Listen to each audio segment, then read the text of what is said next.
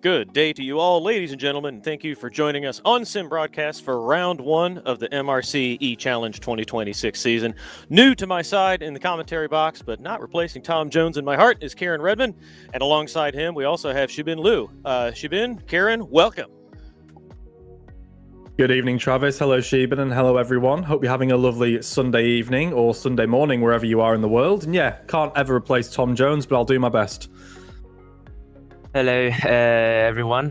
Travis and Kieran. I'm here as well. Not going to sub Tom, but yeah, I'm really happy to be here today. For the 2 or 3 Tom Jones fans out there, he will be joining us later in the season, so if you miss him, fear not, he will be around. Today, as I said, round one of the 2026 season of MRC E-Challenge. This is a South City Western Circuit. It's a bit like the South City Town Course, with a chicane in the last corner, turns 11 and 12. We cut off the bus stop in the middle of the circuit before we go uphill through the town and then down through the hairpin and back down to the straightaway through the middle of the city and onto the familiar start-finish line. So a bit of a long track for E-Challenge cars, but should be very exciting. 12 drivers, I believe, in the server so far, so not quite a full grid. I think everybody probably a little bit tired after LFS ES yesterday and on account of the late announcement for this series. A bit short on the grid, but we should have plenty for an exciting event today. Let's look at the cars. I think everybody viewing is probably familiar with the machinery that we're using for this series. Not much difference from last year. We have the MRC E-Challenger Evo all-wheel drive car. Remember that in qualifying and sprint trim, they get a little bit more horsepower before in the feature race they get the rear-wheel drive only. I said different horsepower. That's my mistake. All-wheel drive in qualifying and sprint, only rear-wheel drive in the feature race. And we are not doing, if I recall correctly, boys, we're not doing the dual qualifying this year. We get 2 laps in an open session maximum, so everybody out on track at the same time, but only 2 laps to actually do qualifying. Schedule there up on the screen. Oh, now back to the track map. Kieran, take us through the track. Yeah, so again, I had the privilege of calling a partial race on this circuit on Tuesday for Roni's Tuesday Fun Race, and it was a great event there, and these cars will offer a great challenge for the drivers. That's fast, sweeping, brave as you like, turn number 1 into the heavy braking zone of turn 2. Expect plenty of action there as we head into another heavy braking zone for turn 3, where the attack zone will be there as well. And then obviously around this sort of tight, twisty town section, and then we have those amendments towards the end of the track as well, as you pointed out earlier, Travis. Cars lining up at the end of pit lane now. One interesting feature of this race and the races to come later in the season, because we're using the new patch, the test patch of Live for Speed 8B, we do get some time acceleration going on in the background. So right now you can see the sun just dipping behind the buildings, the shadows starting to leer over the racetrack, and as the event goes on, the sun will dip lower and lower. We are doing, I believe, twice real time. I'll confirm that as somebody goes zipping by. I think that was Cyril Bisset who went whipping past other cars parked at the end of pit lane. We are, Chris just said in my ear, we're skipping time between sessions. So we're not doing 2x real time. We're just skipping time between sessions. So here at sunset, and it'll be a little bit later when we go on for the qualifying session. First car out on track, Cyril Bisset. Xibin, Kieran, feel free to take him around. Oh, you've got car 21 here, Bisset here as well, taking to the track for the first time. Again, a reminder for everyone, only 2 hot laps can be taken here, and also only 2 pit exits allowed as well. So again, you've got to be careful about if you do choose to use those resets. So again, get up to speed as you like, and then flow through the corners nicely here. So again, testing levels of grip, testing where your braking zones are, how far you can push the car here. Have you got any experience with these cars, Xibin? Indeed, I do. I think on 2023, I raced on one of these cars. Actually, it was the rear-wheel drive, and it was in Mexico. And I did the ridiculous. I technically spun in front of the broadcast. These things happen to the best of us. Cyril Bisset coming across the line now. Looks like this will be a hot lap, so I'm warming up these road tires on the way down the back straightaway. Ooh, rear of the car getting away from him badly, and now the opposite direction. That will be one of his laps wasted. Puts the car in reverse, quickly backs out of the way, and telepits. We'll need to check on the rules and see if he's allowed to do that. We've got the number 7 car, Cañas, coming across the line right now and into this first corner, which appears to be pretty treacherous on cold tires. Rear of the car just snaking away from it, gets it under control on the brakes and into the first corner. So the first 2 cars looks a bit challenging out there.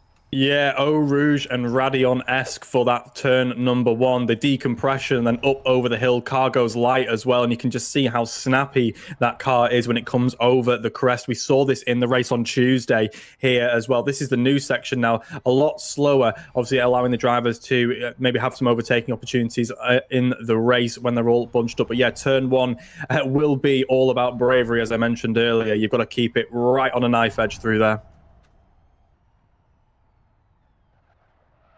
Kind of coming through the hairpin now, back up the hill onto the straightaway through the center of the city here, up over the crest, over to the right side of the road, through the bus lane, and he'll jump on the brakes just ever so slightly, breathe out of the power here through this left-hander, and then line up the car the best you can, get the rear to step around as much as you can, all-wheel drive, trying to keep it planted. Nice line through there, plenty of respect to the wall, but a neat and tidy line. He'll come across the line to set the first time of the session, minute 13.08 seconds, provisional pole as the first driver across the line. Yeah, we're going to expect drivers to dip well below that 1 minute 13 second mark, but a really strong start there. And right as I say that, we have Luengo crossing the line in the number 14 machine, 1 minute 11.41. A little bit more of a competitive timer as we have Rody Krumpush here in the green machine going through term number 1. And he's just starting a lap there, his first push lap. Let's see what times he can put on the board as Azar puts a 1 minute 11.7 on the board. You're a big fan of that man's work, aren't you there, Travis? I am indeed. I believe leading up to the event when we were chatting before we started the broadcast, I called him a wizard of the E-Challenge cars. He is so quick, but he is also so good at conserving energy and choosing when he should deploy it, when he should push, when he should not. He is although you will see the number 1 next to Gabber's name when he goes out on circuit. I think Imran is probably the class of the field in these cars. Well, he's definitely got a pole lap in him. Of course, he was the pole man at last night's endurance event as well, so he is a one-lap specialist. On your screen right now, we have the number 34 of Moita Justus here setting a lap, and we have the onboard pictures to the right as well. On your screen, you can see how challenging it is, stabbing at the wheel, trying to get that car pitched and turned in. Very nicely controlled here. We'll have to see what competitive time he sets as he heads on to the back straight. Well, not quite the back straight now, coming up and over the crest now, and he'll be coming down into a heavy braking zone in just a moment. Brave as you like, stamping on the brakes, Flintstones, foot through the floor around the right-hander here, and now he heads on to that back straight. Saw him flash past a Sidus car in the background. Don't know if that was Imran Azar or Nico Pantola. We'll look for that. Careless now coming through this left-hand sweeping corner before the final chicane. Right out to the wall. Neat and tidy on the left-hander there. Misses the bollard on top of the concrete barrier. And now all the way to the left side of the racetrack. Shorten it as much as possible. The run to the line gives him a 11.53. Meanwhile, Cyril Bisset, while we were following Carlos Patriotas around, Cyril Bisset went to the tip top, clear by 0.6 in pit lane now, minute 10.81. Cyril came to this event, I believe, 2 or 3 years ago, and certainly wasn't bad. He was a middle pack driver, and then toward the end of the last season, came alive, really starting to get to grips with these cars, showing some talent, and we see that today. 0.6 clear of Luengo in second position. Thibaut Sarkinen has just snuck into third position ahead of Carlos Patriotas on a minute 11.5 seconds. So all to play for here. Pretty tight in the top of the order. Gabber has set a time of a minute 11.95. So we've got 6 drivers in the minute 11s, 1 further down below that. Cyril on provisional pole with a minute 10.81. Very competitive in E-Challenge, first round of the 2026 season. We're going to ride on board now with Pontola there. Full opposite lock through turns number 2 as he's heavy on the brakes into turn number 3. No margin spared there at the apex. Brilliant stuff there. And again, having to stamp on the brakes there into the braking zone again as well. Nice and controlled through here. And again, slightly crossed up and sideways. Well caught by the number 87 of Pontola there now as well. He's a little bit off the pace, clearly on his second flying lap. So this will be his last attempt at a good time. That's why he is not delaying this as he comes round there. We've got a car moving out of the way. Very nice and respectful there. Heavy on the brakes. You can hear the car squealing for traction as we have Fornielis on another hot lap. Gabber coming around now. He'll go up the hill through the center of town. That is a Sidus teammate ahead of him. Looks like that's probably Imran Azar, unless he's caught Nico Pantola again. Gabber leaving plenty of room because he wants to set a flying lap. Another car coming by on his right. That is Luengo, presently in third position. Had the top spot until Cyril Bisset eclipsed him. Fornielis, as Kieran said a minute ago, now on top. Nico Pantola crosses the line in fourth position, and we should switch back to Gabber, who is now starting a flying lap, has just come through the final corner. And across the line now. So through under the gantry, left side of the racetrack, all the way over to the right. Down to the left, rear of the car, well under control by Gabber, not struggling nearly as much as other drivers. Hard on the brakes between the 100 and the 50 mark. Wide of the apex here and out into the wall. Utterly ruined this lap right at the start from Gabber, but we've seen him pull out some magic in the past, all the way down to the barrier there, leaving inches, just clipping the barrier on the left side of the racetrack. Nice overhead view from Chris's cameras as we watch him miss the barriers on the right, or on the left, sorry, the right, now the left, and up the hill. Sweeping corners uphill here. Rear, the car wants to step out as you go over the crest, but well under control by Gabber. Nice and steady in the middle of the racetrack, not scrubbing off too much speed by putting in a lot of input.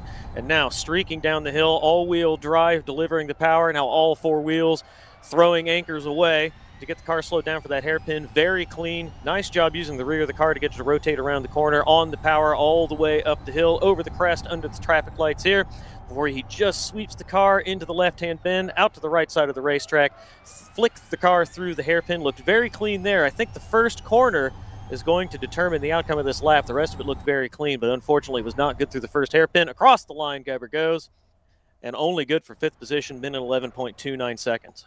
A damage limitation there for Gabber does climb up the table to 5th position, as we mentioned there. And another driver that was on a flying lap, which we didn't quite catch there, was Azar there, up to 3rd place there with a 1 minute 10.9. It's very close at the top. And we also have Sarkinen as well, looking to come out of the pit lane to have a go at setting another flying lap. His brother's halfway around the track now, coming through the right-hander. after the bus stop, just clips the barrier there, and now down the hill. This doesn't look like a very quick lap. It was kind of took a rather pedestrian pace. Chris telling me in my ear that it was an out lap. So watching Stephen Martin on camera now coming through while we keep an eye on Mika Sarkkinen. Also saw that Vytautas Lagutskas has joined. So Vytautas, 10th position there, minute 13.01. This might be his first attempt at E-Challenge. I'm not sure about that, but I don't recall having seen him before. Fornielis now already in first position, coming across the line and starting a flying lap, wanting to see if he can improve on his minute 10.46.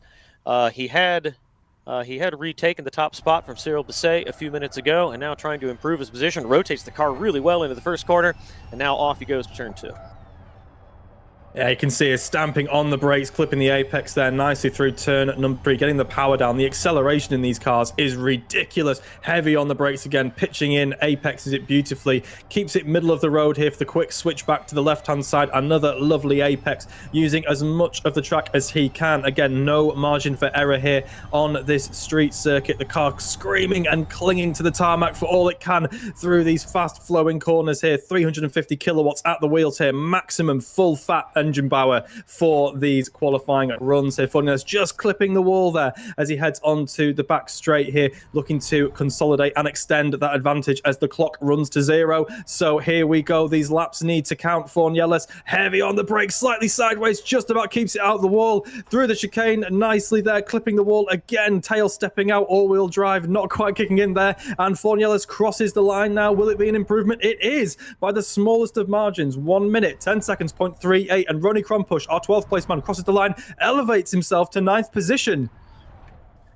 Timo Sarkkinen coming down the hill now into the final corner, brings the car over to the left, breathing out of the power on the brakes as gently as he can. Not nearly as hard as Fornielis was, but Fornielis nearly lost the car before he recovered it and set the pole position lap.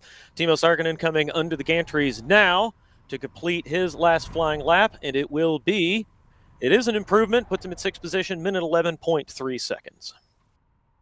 And I believe that is all for qualifying. In the background, those of you who are watching real-life racing, we're up for a grandstand finish in the Rolex 24, 30 minutes remaining. So check that out. Put it up on the side of sim broadcasts if you have a mind.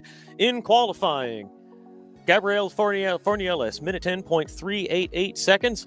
Pole position ahead of Cyril Bisset in 2nd. Imran Azar 3rd. Luengo, the number 14 machine, in 4th. Gabber, the reigning champion, only able to manage 5th position. The 69 of Timo Sarkkinen ahead of countryman Nico Pantola. Carlos Matioidis in 8th. Ronnie Krompusch, the Estonian, in 9th position. Ganyas in 10th ahead of Stephen Martin, Vytautas Lagutskas, and Mika Sarkkinen rounding out in the 13th position.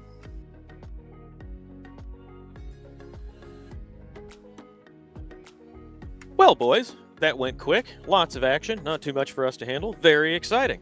I did not expect to see Cyril Bisset jump right up there to the top, but well done by him, Gabriel Fornielis. Imran Azar and Gabber seem to have a bit of a hill to climb today. Yeah, it's going to be one heck of a hill. We've got some very fast drivers, albeit a slightly smaller grid than we were expecting. But again, we've got class drivers from top to bottom here. And really, anyone can take it. Any one of these 13 drivers. It's like real-life Formula E. Just so much talent on the grid and masters at their craft here. Really unique racing, something really fun to look forward to over the coming hour or so.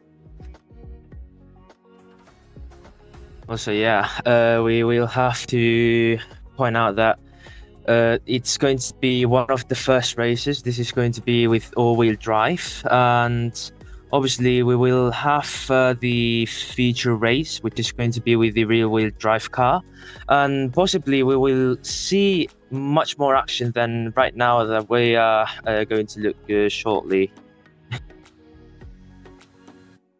Yeah, just on that note there, Xibin, as well, I think it's going to be really interesting to see which drivers handle that transition better than others. Again, going from all-wheel drive to rear-wheel drive, you're getting a completely different feel of the car, and particularly when you're going through the treacherous turn 1 as well. It's going to be interesting to see who is brave in the feature race. But coming up first, we've obviously got that sprint race. Again, we're set for, I believe, 18 laps. So it's going to be really fast and frantic from all 13 of our drivers.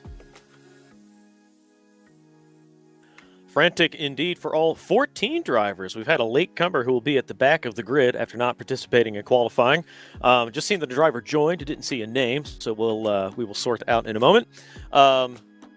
Sprint race upcoming. Sprint race will be 18 laps. I have to bow to a mistake I made earlier. I said the sun was in sunset position here over the track. It's actually over sunrise position, the middle of the day rather.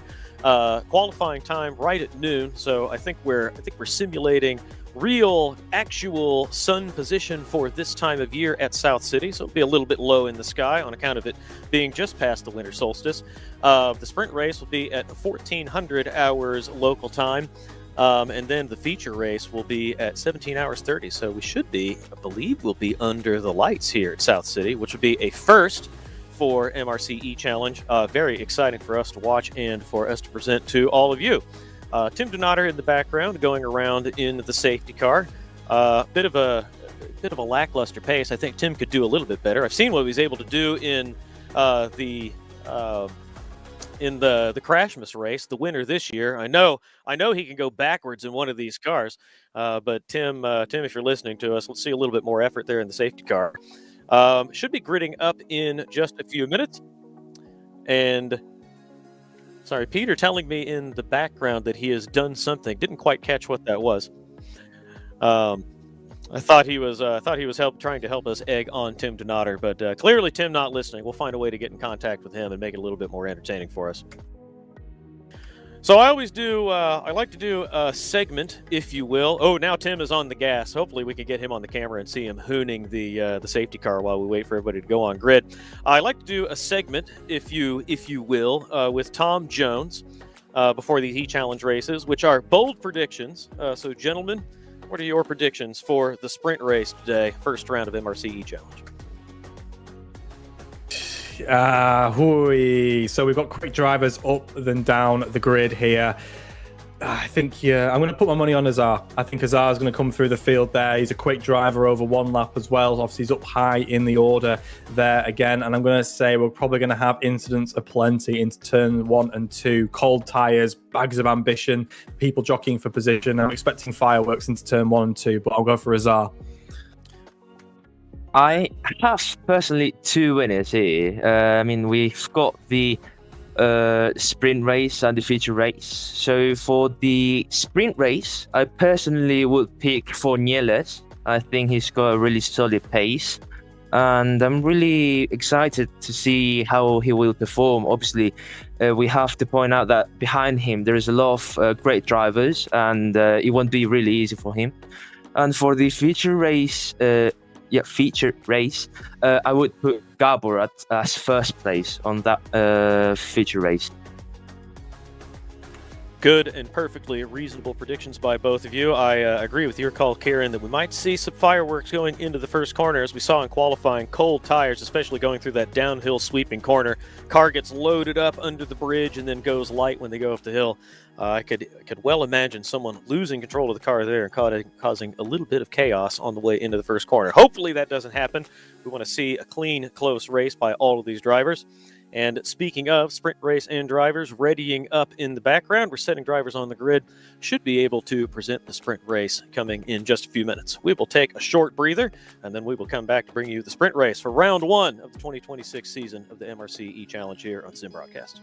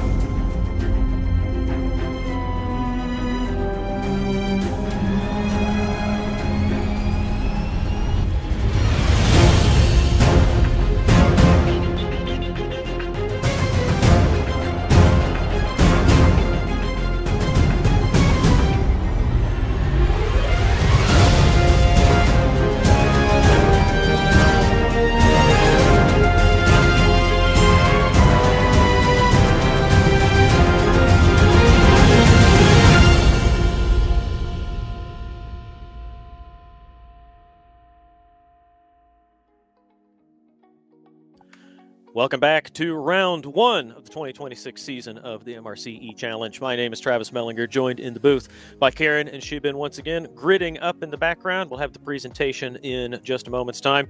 We've made our bold predictions. We've seen very competitive driving out of our competitors in the qualifying session. There you can see the schedule on the screen for the rest of the season. Today, we are at the South City Western Circuit. On February 8th, we'll be at Mexico E-Prix Circuit, a great circuit that we have really enjoyed presenting in the past. There you can see on screen the South City Western Circuit, bit of South City Town, a chicane at the end, skipping the bus stop between turns 3 and 4 before we go up and down the hill again and around the backstretch through the center of the city. Drivers readying up in the background now, only waiting for Imran Azar, and then we will switch over to the grid presentation and kick off the season with a sprint race. All-wheel drive machines, full power for the sprint race. Then we'll have a short break before the feature where they only get rear-wheel drive. A little bit more energy saving required in the feature race, but still a consideration in the sprint. Boys, your final thoughts before we get onto the grid to present our drivers and kick it all off. We've got some fast drivers from top to bottom of the grid here, and it keeps ever expanding, so we'll see how many drivers we have on the grid this evening. But energy conservation, less of a factor here in the sprint race, but again, expecting drivers to be pushing hell for leather in those opening laps while they jockey for those positions. And also adding to the energy saving, energy management, we will have one attack mode for this race, and I'm really curious how the drivers will use the attack mode on these 18 laps on this afternoon for this race. And thank you for reminding us of that. Early on in the history of E-Challenge and in E-Prix, I thought the attack boost was a little bit Mario Kart, a little silly, but really does add an element of strategy and interesting dynamic to the event. Makes it very, very exciting. Gives drivers some options to try to think about how they can change the race for themselves and for everyone else.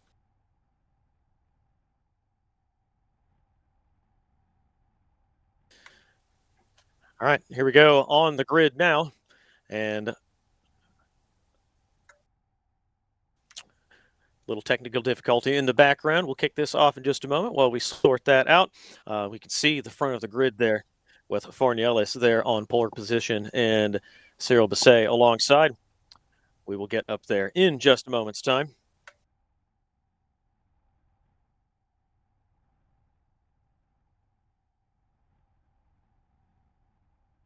We also will have to shout out to New Dimension Racing for sanctioning this race. You've got the tracker.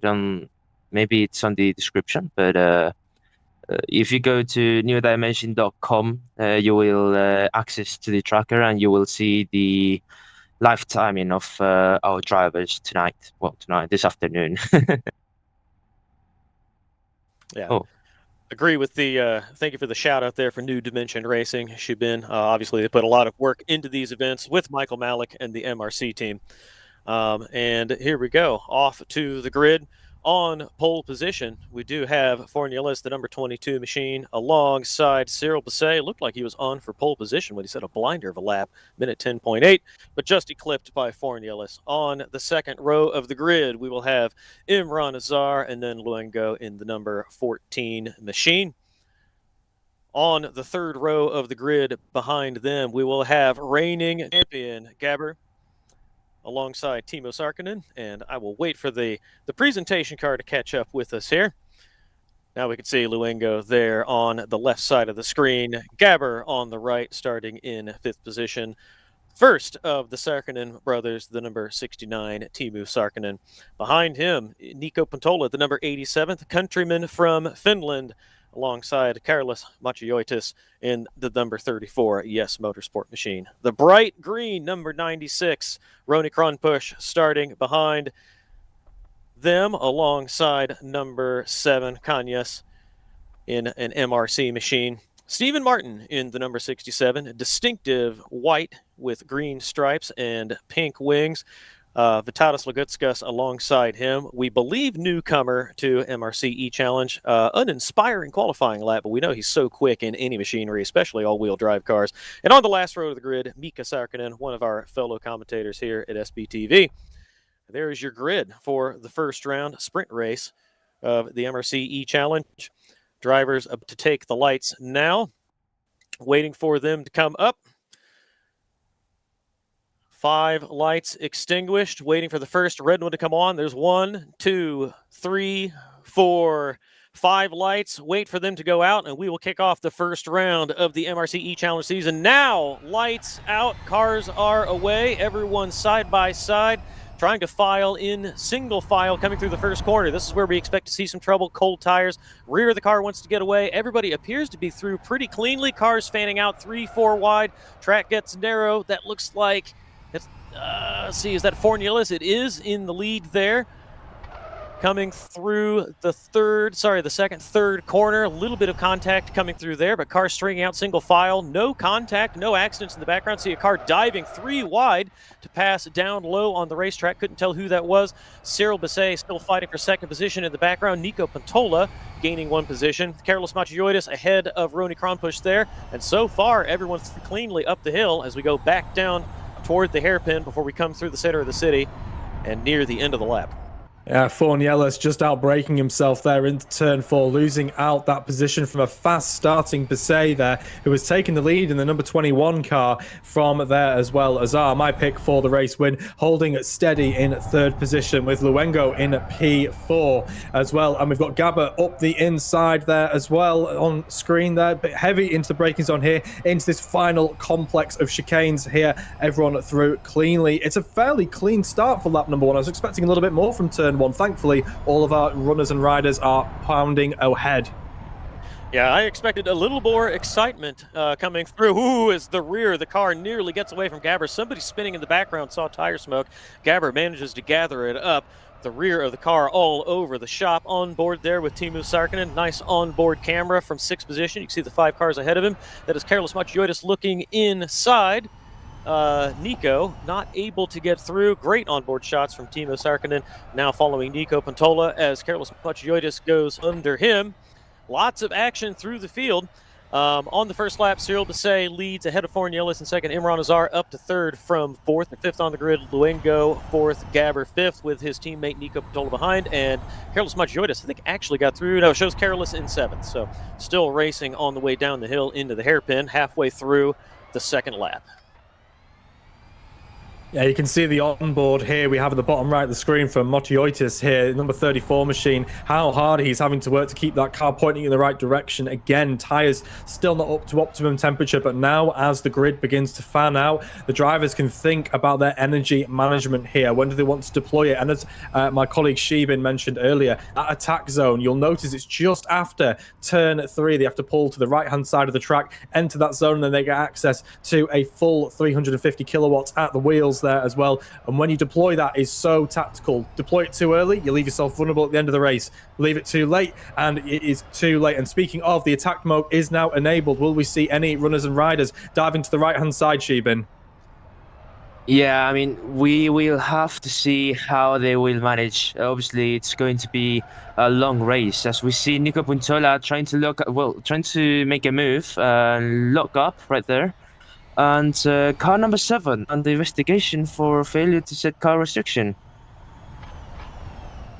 Yeah, that's number 7. That's Canas there. We'll have to wait and see what's gone on. He's grabbed his attack mode. He is the first of our drivers to take that. You can see 4 minutes on the clock for Canas there on your screen now in the number 7 machine there. We'll see how he can deploy that to see if he can move up the grid. Again, he's going to be able to take advantage of that, guys, because the pack is still fairly bunched at this early stage, but he's now vulnerable at the end of the race. He will not have that attack mode towards the end.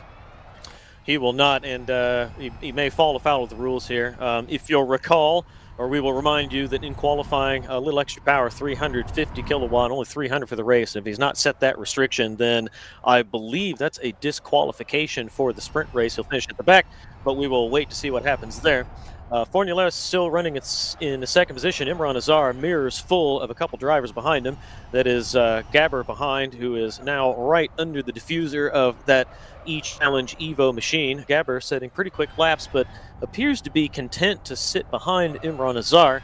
Cyril Basset at the front, certainly consuming some energy. Don't know if it's too much yet. He's got a clear lead, 1.7 seconds ahead of Cyril Basset. Carlos Machiotis dives into the attack boost, so we'll see how much headway he can make. He's losing ground to Gabber ahead of him, well behind the pack, the leading pack. Carlos Machiotis 9 seconds adrift of the leaders, just behind Timo Sarkkinen. Yeah, he's taken that defensively, potentially, for the threat from Canas to the rear of him as well. But Motiotis will now benefit from that full 350 kilowatts compared to the other runners and riders, 301. Again, 49 kilowatts makes all the difference, particularly on the start-finish straight, as Motiotis heads over to start lap number 5, the number 34 machine, looking to make inroads into Timo Sarkkinen, who is up ahead. But at the front, it is Basset in first position. And looking behind there as well, we've got Fornielis having to go very defensive from the fast-moving Luengo. He's moving up the field quite nicely, boys. I think he was in 5th position 2 laps ago. He was looking really good, nice and competitive right there at the front. Gerard Fornielis now made up about half a second. He's now only 0.7 seconds clear, or 0.7 seconds behind Cyril Basset. Luengo only 3/10 behind him. So very competitive at the front. 2.5, a little more than 2.5 seconds covered the top 5 before we get to Timo Sarkkinen in 6th position, a further 8 seconds back. So anyone's race right now. Gabber through Azar up to 4th position, 1.8 seconds off the lead now. So Gabber, wouldn't say he's charging yet, but we know he has pace, has yet to dive into the attack boost, take a little bit extra power. We know he's not only quick, but he's also very strategic. So Gabber making headway, everyone tightening up at the front. We're on for a very tight race. Yeah, the weight of lofty expectations. Gabber carrying the number 1 proudly on his machine, just under 2.5 seconds back from the leader. It's very close, as you said, Travis, with the front pack, and you can see them all on screen now. 1, 2, 3, 4, and 5 as they run up and down through turns number 2 into the heavy braking zone before turns number 3. Will any of the drivers elect to grab the attack mode? Look for Azar potentially there, elects to think better of it. He's keeping his powder dry for the latter part of the race as we hit just over 3rd distance here at the Master Race Cars E Challenge here, round number 1. Luengo closing the gap slightly, 1 second off the leader. Fornielis still only 0.8 off Cyril Basset. So the gap, which was nearly 2 seconds, closing to 0.6 through that sector. So it's getting closer at the front. Imran Azar looks like he's falling off Gabber ever so slightly, 3 seconds back. But this, we've seen this before. Even though it's the sprint race and they can afford to push a little bit, Imran Azar is so good at conserving energy, planning where he's going to use it. It looks like he's falling back, but I think this is another Imran Azar masterclass in the making. And this is it. It's not just about tire conservation. It's all about energy conservation as well. Unfortunately, we don't have that information right now. If we do get that, we'll relay that to you. But is Imran Azar keeping that powder dry, as we mentioned? Is he trying to match? As Basset just clips the wall there. Camera shaking ever so slightly there. We'll have to wait and see if he's picked up any damage. Will our top runners elect to dive? And there we have Fornielis diving for there, and also Gabber, I believe, diving for their attack modes as well. This is going to leave Basset and Luengo incredibly vulnerable. Will Azar elect to take that again on the next lap? But I would expect some attack modes to be taken in response to that from the likes of Basset and Luengo. We'll have to wait and see what happens on lap number 8. Yeah, Cyril Basset clipped the wall, as you said, out of the second corner, and then Luengo did the same thing. So I think Gabber decided now is the time, since he made a bit of a mistake, was able to close the gap that Luengo gave to him, just slow out of that corner. I think Gabber's decided this is the time to pounce, grab the attack boost, a little bit of extra power. Luengo getting away from him, coming down the back straight. This is Carlos Machiotis looking at Nico Pantola, holds the position around the outside. Neither of these two on attack boost. Just Carlos Machiotis has used his attack boost. Nico Pantola not using his. No, Nico Pantola picked his up 1 lap ago. So Nico Pantola taking advantage of the attack boost to get through. Clear of Carlos Machiotis now. At the front, Gabber has 3 minutes left on his attack boost. Fornielis just 1 second less on his. Dove through the attack boost just ahead of Gabber. And now Fornieles right there behind Cyril Basset. Cyril Basset now behind Gerard Fornieles. Oh, another car going. Pete confusing me in the background. Sorry, it's all popping off there. Cyril Basset is there in second position behind Fornieles, who has just, Cyril Basset, has just dove into the attack boost, going to try to recover this position from Gerard Fornieles at the front. And with our top runners and riders, you've got Luengo sitting there in P3, who has elected not to take that attack mode, but he is sitting pretty right now. Luengo is looking to make a move, which you would not expect given the fact that he's 49 kilowatts down, but Luengo is keeping Basset honest, who's had a bit of a shocker of a lap. He's lost the lead and Fornieles has taken that over from him. 2 minutes remaining on Fornieles' attack mode compared to the 3 minutes and 20 seconds left for Basset. But while all this is happening, Luengo looking like a quiet dark horse for the win here. He still has his attack mode to go. We'll have to wait and see if Luengo wants to take it on lap number 9 as they cross the start-finish straight. At the front, it's Fornieles from Basset, from Luengo, leads Gabber and Azar, your top 5. Azar and Luengo are your top runners, yet to take their attack mode as they dive through turn number 2. Luengo getting slightly crossed up there, but just about gathering it all up as we head through turn number 3. Is this the opportunity to take the attack mode? No. Potentially Luengo is going to wait for the 2 front runners to have their attack mode completely lapsed as we have a move here from Mika Sarkinen up the inside. Great stuff there up the inside of Kanyas, who is falling the ways back. He was the first driver to take the attack mode, if you recall, gents, and unfortunately he's left himself very vulnerable at the end of the race. But Mika Sarkinen, take a bow, and he's doing all of this in VR, as you can see from the right hand side of the screen. Yeah, love the VR on board. Looks like you're in the real thing. The beautiful new graphics here in Live for Speed with the daylight coming over the buildings, and you can see his head leaning, going up the hill, the bumps and the shimmies of the car, going over the undulations of the street. Very cool shots from Mika Sarkinen. We're grateful that he provides those for us. At the front, Gabber not making much headway on Luengo. As you said just a moment ago, Luengo electing not to use his attack boost just yet. Gabber had used it, but is just now caught up to the back of Luengo's car, was not making any progress. Now suddenly, now he's come alive using all of this extra power. We'll see if he tries to make a dive into the first corner.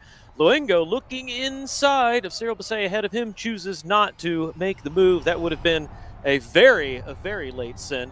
But Gabber about to run out of his attack boost. 20 seconds left on it as Luengo dives for the attack boost now. Great timing to take it just as Gabber is running out of his.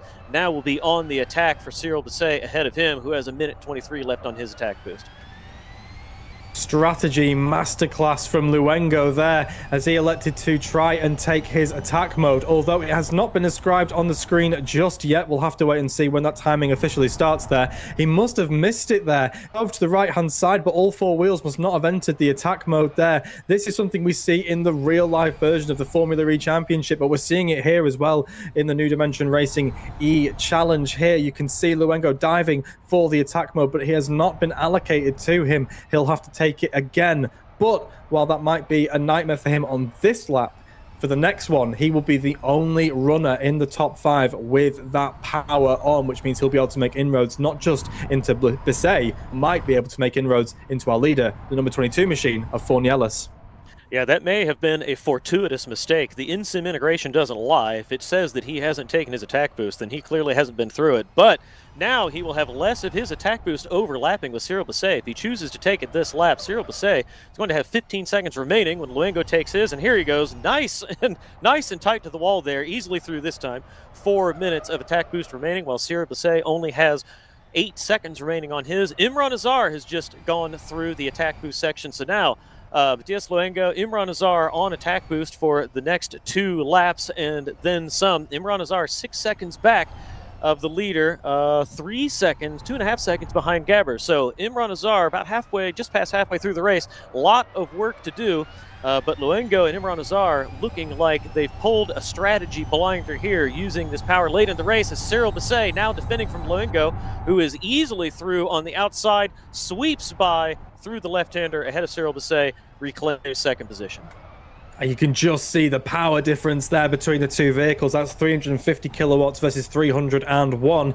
Luengo takes the position away from Bisset as he elevates himself up to P2 as our timing tower updates. Bisset still hanging on to the fastest lap of the race, but look on the screen there. You can just see Fornielis there looking vulnerable, potentially doing a bit of energy conservation. I think Luengo has been keeping his powder dry. We've got Gabber and Bisset here scrapping away. I think Gabber has found his way through as well. He elevates himself up to the podium roster. Great move from him, but at the front, Luengo is now building the pressure, turning up the heat on Fornielis, who has to keep this held for another 6 laps in that 22 machine. But Luengo is looking like he can take advantage. What a crash helmet there. Brilliant stuff. Absolutely love that. But leave no doubt, the cookie jar is open and he's sticking his hand in. He's going for the dive. Can he make it stick? There's contact in the braking zone. Luengo runs wide and loses out there, but he will have the overspeed and sit in the draft as they head down the back straight. Travis. Brilliant helmet. Matthias Luengo, love horsepower. Round the outside, coming into the final corner, just touching wheels, chooses to back out, takes the over under. Plenty of power on the way out of the last corner.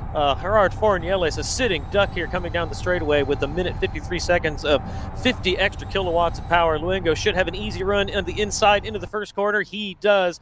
Now into the lead easily down to the apex of the first corner ahead of Luengo. Gerard Fornielis, a lap and a half ago was 2 seconds off the lead, using the extra power to great advantage, streaking up to the leader, and now taking it with authority through the third corner now, and off he goes with Gabber closing behind. You could just see him in the background behind Fornielis as he's continued. This fight with Imran Azar is now on. Imran Azar has caught up to the back of Gabber. Or is this, sorry, this is Cyril Bisset and Imran Azar. Cyril Bisset has fallen back now into 5th position. Imran Azar, with a minute remaining on his attack boost, is through into 4th position. Yeah, Xibin, potentially you can come in on this. Bisset has fallen away from the lead of this race. He finds himself down in 5th position, and while he does own the fastest lap, potentially burning through his tyres and energy reserve, and certainly his attack mode, a bit too early, something for him to review for the feature race potentially. Absolutely, I think BC had a really good start at the start of the race, but as we've seen at lap 14 now that we just entered, BC has been losing 4 positions as we see a new fast lap for Luengo, and still 30 seconds for his attack mode to get over. That's right, the number 14 of Luengo taking the fastest lap of the race so far. 20 seconds remaining on his attack mode, but the advantage over Fornielis has grown to just over 1.3 seconds there. That advantage has been taken. This is a masterclass in strategy here. If those thinking and aspiring to join this series take notes from Luengo here, he has mastered this very, very well. Great attacking and defensive from a couple laps ago as well. There, Fornielis is trying to chase him down, but what can he do in the remaining 4 laps of this race as Laguskas here is fighting and scrapping away here with potentially Mika Sarkinen here. We'll have to wait and see. Apologies, it's Kanyas here who he's scrapping with. Will there be a move down to turn number 4? He's forcing the issue, just about leaving each other room there, and I think Kanyas has just hit the wall there as well. But through goes the number 51 machine there. I believe it's the red car there for Laguskas there, number 51, with Roni Krompush up ahead. Both of these drivers, Laguskas and Roni Krompush, still have to use their attack mode, guys. They do. Vitalis Laguskas has had a violent altercation with something very solid. The front of that car, well askew, pointed to the right. Vitalis Laguskas, as you said, yet to use his attack boost. Ronan Kronpush just ahead of him, the only other driver that has not yet used it. Gabber now following him in 3rd position, just under 3 seconds off the lead. But at the front, Luengo was so quick when he had the attack boost power, and now Gerard Fornielis has cut that gap down to just under 1 second. So on for a grandstand finish, just past 3/4 distance in this race. Gabber closing. Imran Azar, pretty steady gap at 5 seconds, so all to play for at the front. It appears that Gabber and Imran Azar not going to be in contention for winning this race, but it is very close at the front, 1 second, covering the top 2 positions.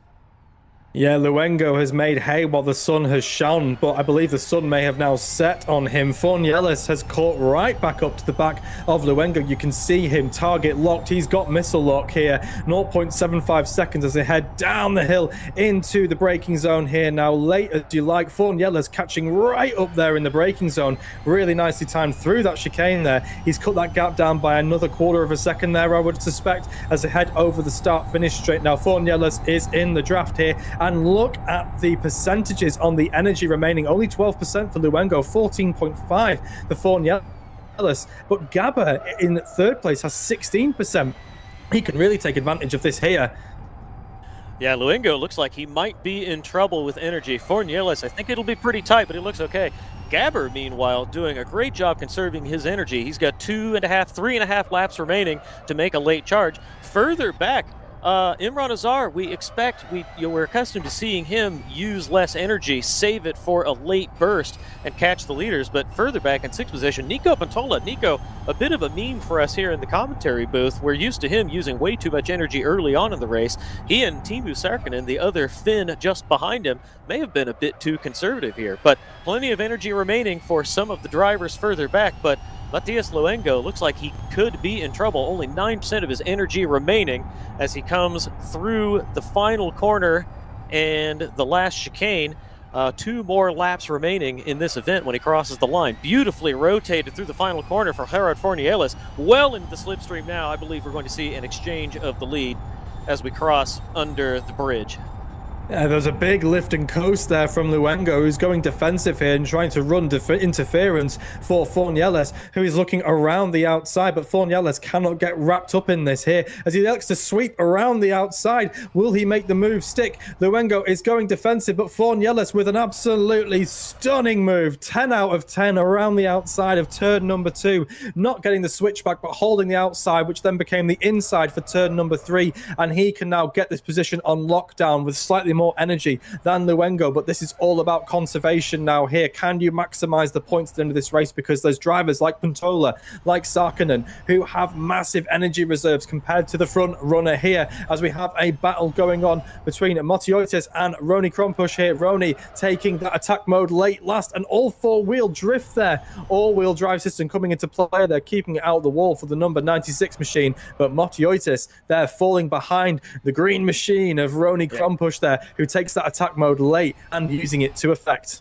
Yeah, Kieran, I may have written off Gabber and Imran Azar a little bit too early, because if we look to the front, they are now line astern, all 4 of the cars, positions 1 through 4, now following each other across the start-finish line, 2.5 seconds covering them. The conservation, the desperate conservation by Luengo at the front and the defense from Gerard Fornielis have left them vulnerable to Gabber and Imran Azar. That is Gabber through into second position now, with Imran Azar lurking in the background. Imran Azar made a mistake, or is that Imran Azar right behind Gabber and through Luengo? We'll wait to see what happens when they come across the line.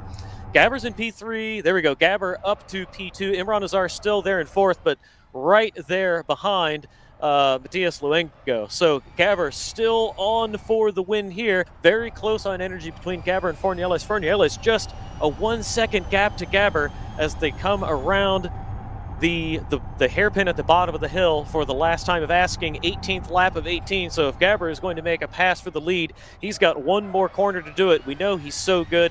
He's especially good late on the brakes, but I think the distance might just be too much for him to cover.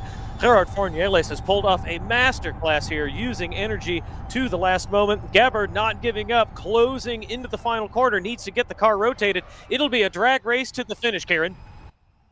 Yeah, here they go over the start finish straight. And Luengo here, while you were talking there, I had this feeling that Luengo was going to run out of fuel over the line. No. Wow, amazing stuff. Gabber over the line there. Fornielis running out of steam just over the line. Absolutely crushing 0.47 seconds. That is the difference between 1 lift and coast. And Azar has elevated himself up to P3. And Nico Pantola, the man with all the energy at the end of this race, finishing in P2. P4. Action and drama aplenty. I'm hearing Ronnie Krompush is out of steam as well, coasting over the start-finish straight there.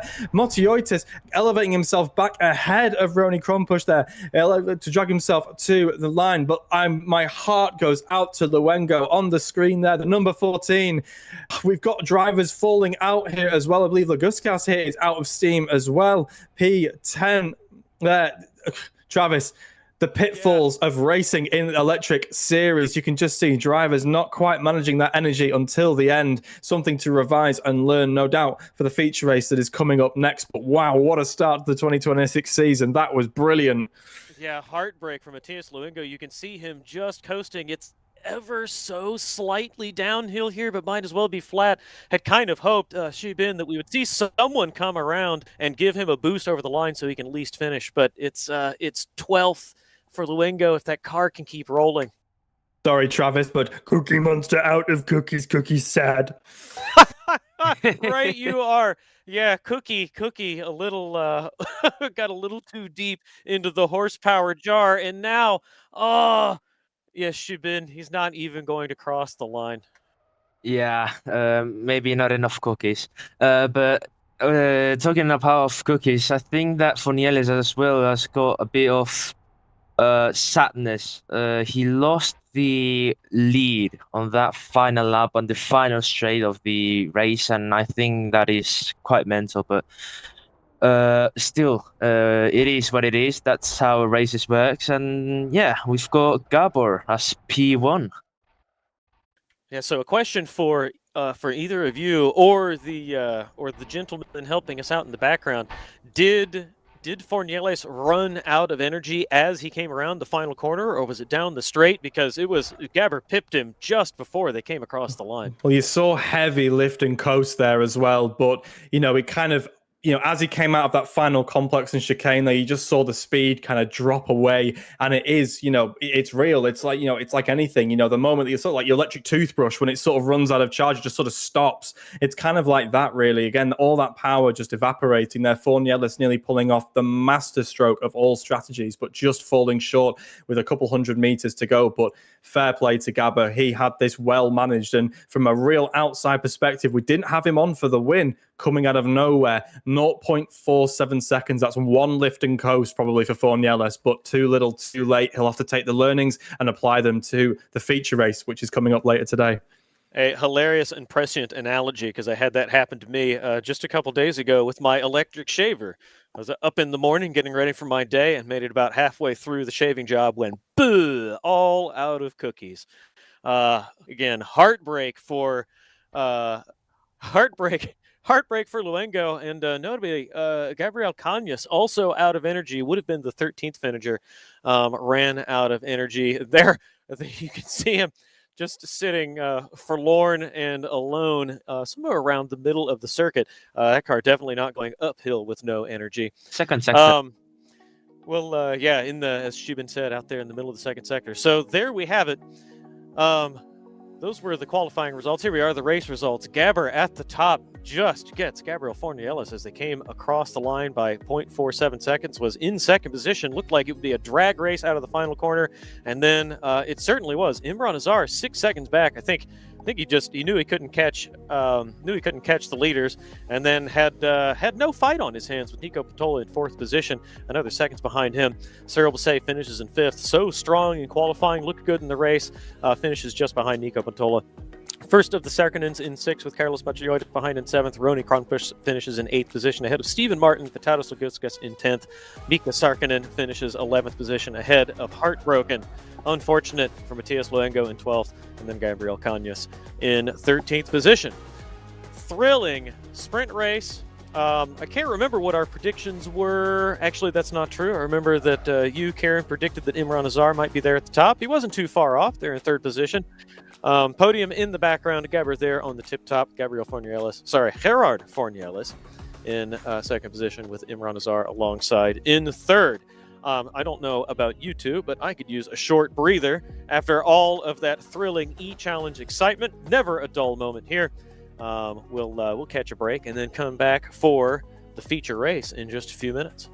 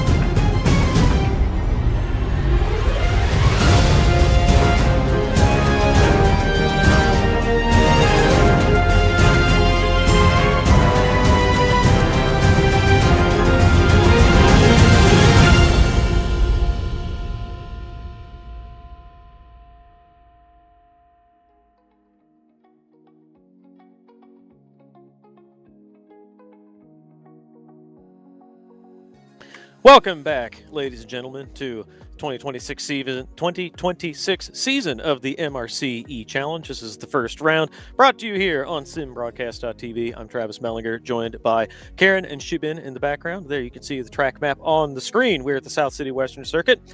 Slightly new format for the event this year. I made a mistake before we were going on our break, saying that we had the feature race coming up. We don't. There's free practice going on in the background, about 8 minutes remaining.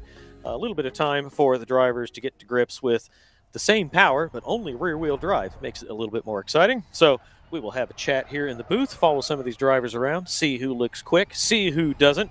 Then we'll make our bold predictions for the feature race. And we'll be on our way for 23 laps, rear-wheel drive only, to finish off the first round. We can show the championship standings as they run after the sprint race. We'll pull that up on screen now.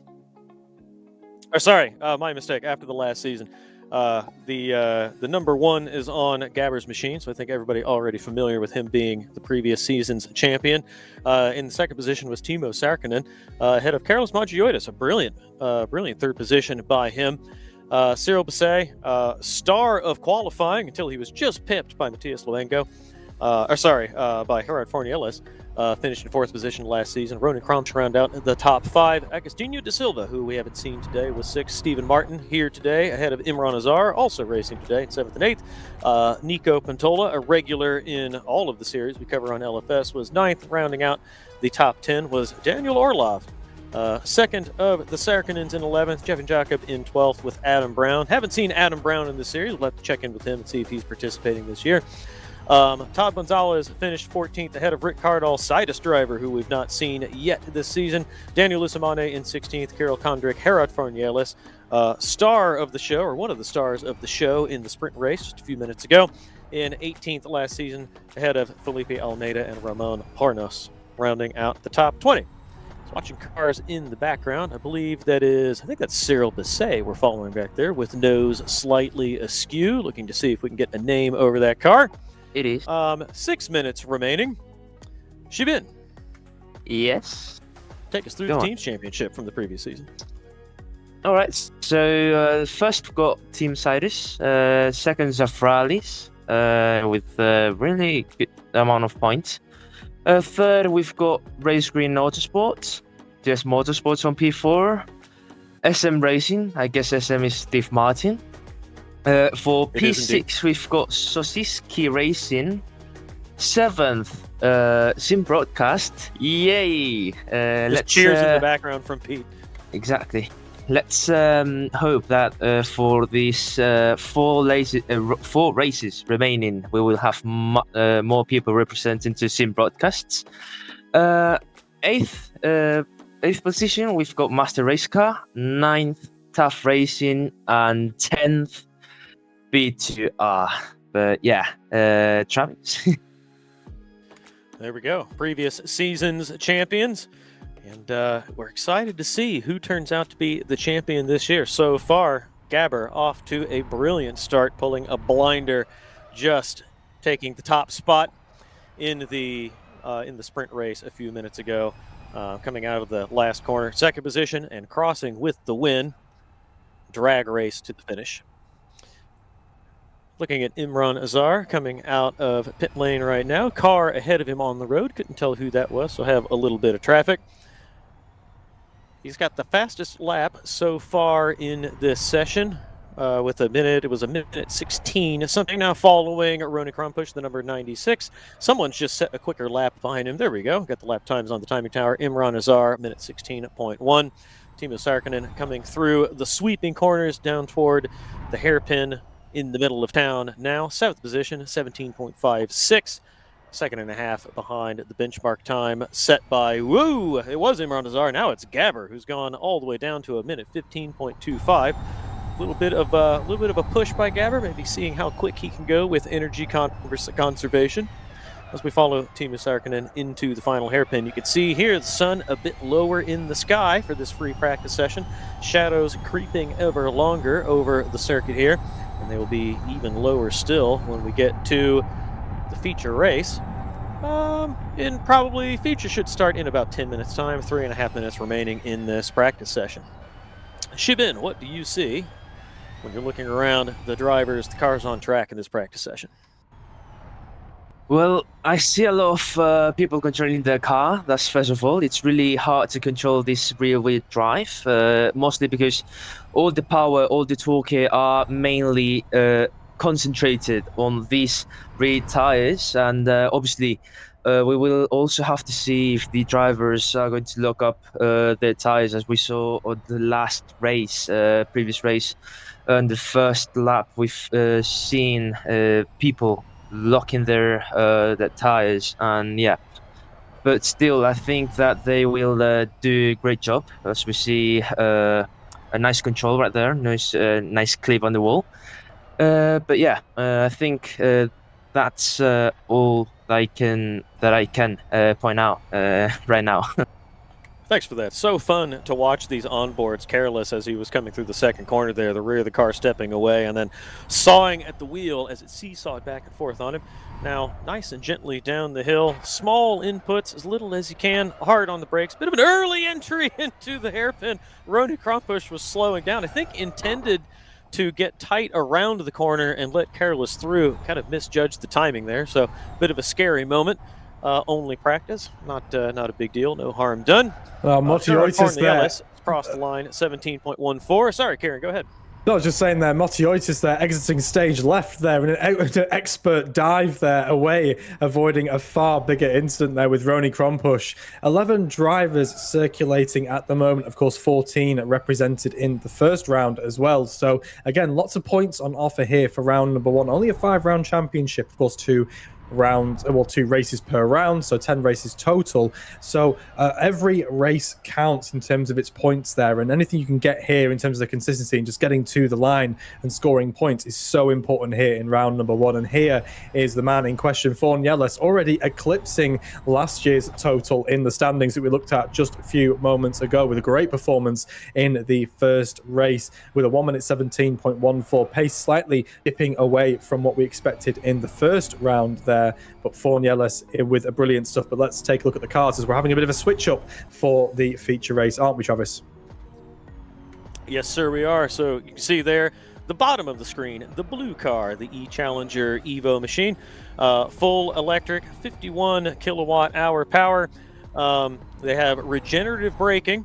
A little bit down on the power that we get during qualifying session. They get 50 extra kilowatts of power for qualifying, but during the feature race, only rear-wheel drive, no all-wheel drive. The preferred machinery of the Tautas Lagutskas in the blue machine going through there in the background. A very well-known and very talented bus driver. Bit of a miscommunication there by Fornieles and Lagutskas. A miscommunication, a miscue, a schmozzle either way. Fornieles just piling the car into the wall. I assume he will telepit from here. 10 seconds remaining in this practice session. I was going to say a minute ago, Kieran, before I was finishing that thought, and then everything popped off with Tautas Lagutskas and Fornieles. Cyril Basset had gone down to the class of the field, minute 15.2, and just as soon as he had done that, Gabber went down to 14.6. Tautas Lagutskas, Laguga, as we affectionately call him, has found some speed. He was nowhere in the sprint race and now is setting times right there near the tip top. 4 drivers in the minute 15 bracket. Gabber at the top in the 14s, minute 14.68. So pretty quick lap times, considering the extra challenge of having all-wheel drive and the slightly greater demand for energy conservation in in feature race trim. We'll see how this goes.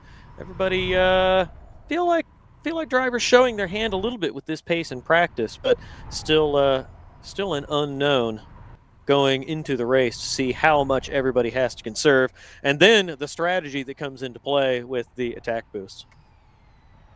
And speaking of challenges, I will have to point out that it might be irrelevant, but I think that Fornieles is the only mouse driver for tonight's race, and obviously with this type of cars with this much power, it's going to be really, really difficult with button inputs and not really being really precise with the throttle and braking. That might be really bad for Fornieles, or it might not be real bad. So we will have to see. I have heard from another driver in the past, and I can't recall who, that it is a little bit tricky because the throttle is basically on or off. Some drivers, I don't know if this is true of Gerard Fornielis, some drivers who race with mouse also use pedals. So they steer with mouse and they use pedals to be able to apply the brake and the throttle smoothly. Don't know if that's the case with him, but I believe you are correct. He is the only mouse driver out there apart from our course cars. And there we have, it says qualifying results, but those are actually practice session results. Gabber at the tip top, minute 14.68, half a second, and then some clear of Cyril Basset in second. Tadeusz Lagutskis third, out of Imran Nazar, Carlos Machiotis, Nico Patola, Gerard Fornielis in the minute 17 bracket. Timo Sarkkinen, Roni Kronpush also in the 17s. Mika Sarkkinen in 10th position of minute 18.025. Stephen Martin just a 10th behind him in 11th. Two cars not taking part in practice. We expect we will see them in the feature race. Sprint race results one more time before we kick off the feature. Gabber in first position, half a second, not a minute and a half second, ahead of Gerard Fornielis, who was leading out of the final corner, lost the position on a drag race. Imran Nazar finished 6 seconds clear in third position, take bronze on the podium. Nico Patola in fourth, ahead of Cyril Basset. Timo Sarkkinen in sixth, Carlos Machiotis in seventh, ahead of Roni Kronpush in eighth. Stephen Martin was ninth position, but Tadeusz Lagutskis rounded out the top 10, ahead of Mika Sarkkinen in 11th. Matthias Luengo looked so good, heartbreaking to run out of energy, only finished 17 of the 18 laps, and Gabriel Cañas rounded out the order in 13th position. Top 10 get reversed for the feature race, so we have gridding up in the background Tadeusz Lagutskis on pole position. Great for him because he has shown some pace in practice. Might just work out in his favor, but he does have quick drivers behind him who know these cars and the conservation, the strategy game so well.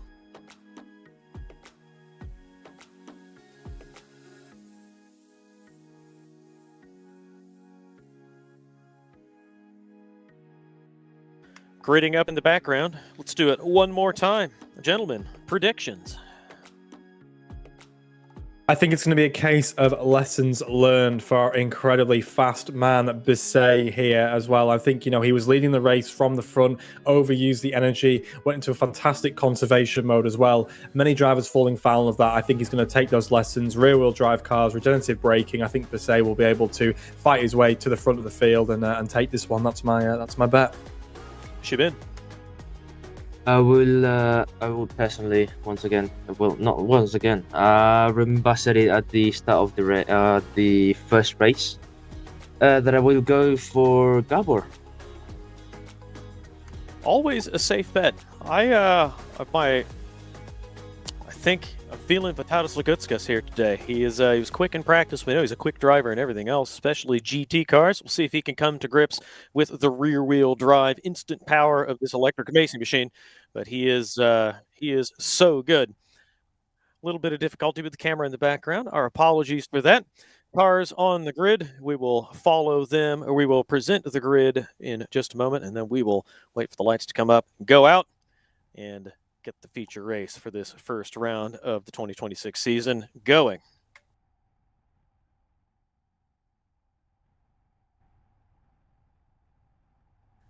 All right, on board with Mike Malik in the presentation car, approaching the grid, looking for Tadeusz Lagutskis there on his left, our right side of the racetrack. Beautiful sky blue machine, Tadeusz Lagutskis in pole position, 10th in the sprint, reversed to first in the feature race alongside Stephen Martin, the white and pink machine, the 67 with those beautiful green neon stripes. Roni Kronpush in third position there on the right side, grid left alongside the number 34, Yes Motorsports, Carlos Machiotis. First, Sarkkinen, the number 69, Timu there on the right side, alongside Cyril Basset. So quick in qualifying in the sprint, fell a little bit further behind in the feature. Expect to see him do well in this race. Nico Patola on the fourth row of the grid, the number 87 Sidus driver, alongside Imran Nazar, the star of E-Challenge, just ahead of Gerard Fornielis. Looked like he was on for a win in the sprint. Just got beaten by this man, Gabber, winner of the sprint race, sent all the way back to 10th position for the reverse grid start in this feature race. Mika Sarkinen, the number 13 there on the right side of your screen, starting 11th. And Matthias Luengo looked like he was on for third and then out of energy before he could get to the final corner in the sprint race. Hopes to redeem himself in the feature. Waiting for the lights to come up now. All of them dark. And one comes up, 2, 3, 4, 5 red lights. E-Challenge about to go away under the floodlights at dusk in South City. They are away. Great start for Vitalis Lagutskas. Stephen Martin looks like he'll slide in right behind him, just ahead of Roni Kronpush. Bright green light on the front and back of that car. Everybody in the background, 2, 3 wide, looking clean so far. Vitalis Lagutskas easily through the first corner. Stephen Martin well wide, clips the wall. That could cause trouble for the drivers behind him. Looking behind the leaders here to see if everyone is through cleanly. So far, so good. Not seeing anyone off. One car well off at the back. That could be, I believe that's a course car. I think everyone is, that is true. Everyone through cleanly, single file now. Stephen Martin, something must be broken on that car, or he's having a lot of difficulty with his controls. Ping-ponging all over the barriers, having a mare in the background. But as we come around halfway through this first lap, Roni Kronpush right there on the tail of Vitalis Lagutskas in the lead. Take us up the hill, Kieran. Yeah, here we go into the heavy braking zone here. Pivot the car to the right-hand side and uphill we go.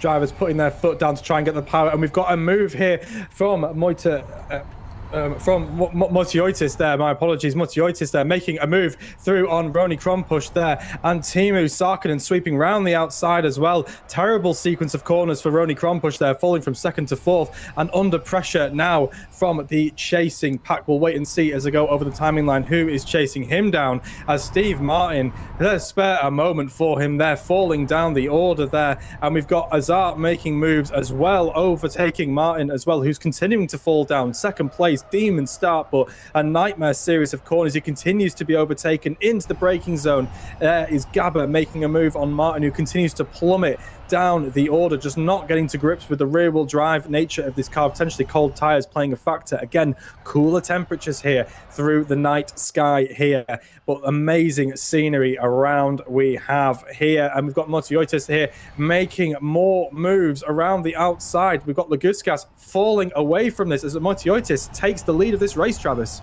He does. Carlos Motiotis has done this before. He is so good on the reverse grid starts. He might finish 5th or 6th in a sprint race and then takes good advantage of the reverse grid move there by Vitalis Lagutskas around the outside of the hairpin on Teemu Sarkinen.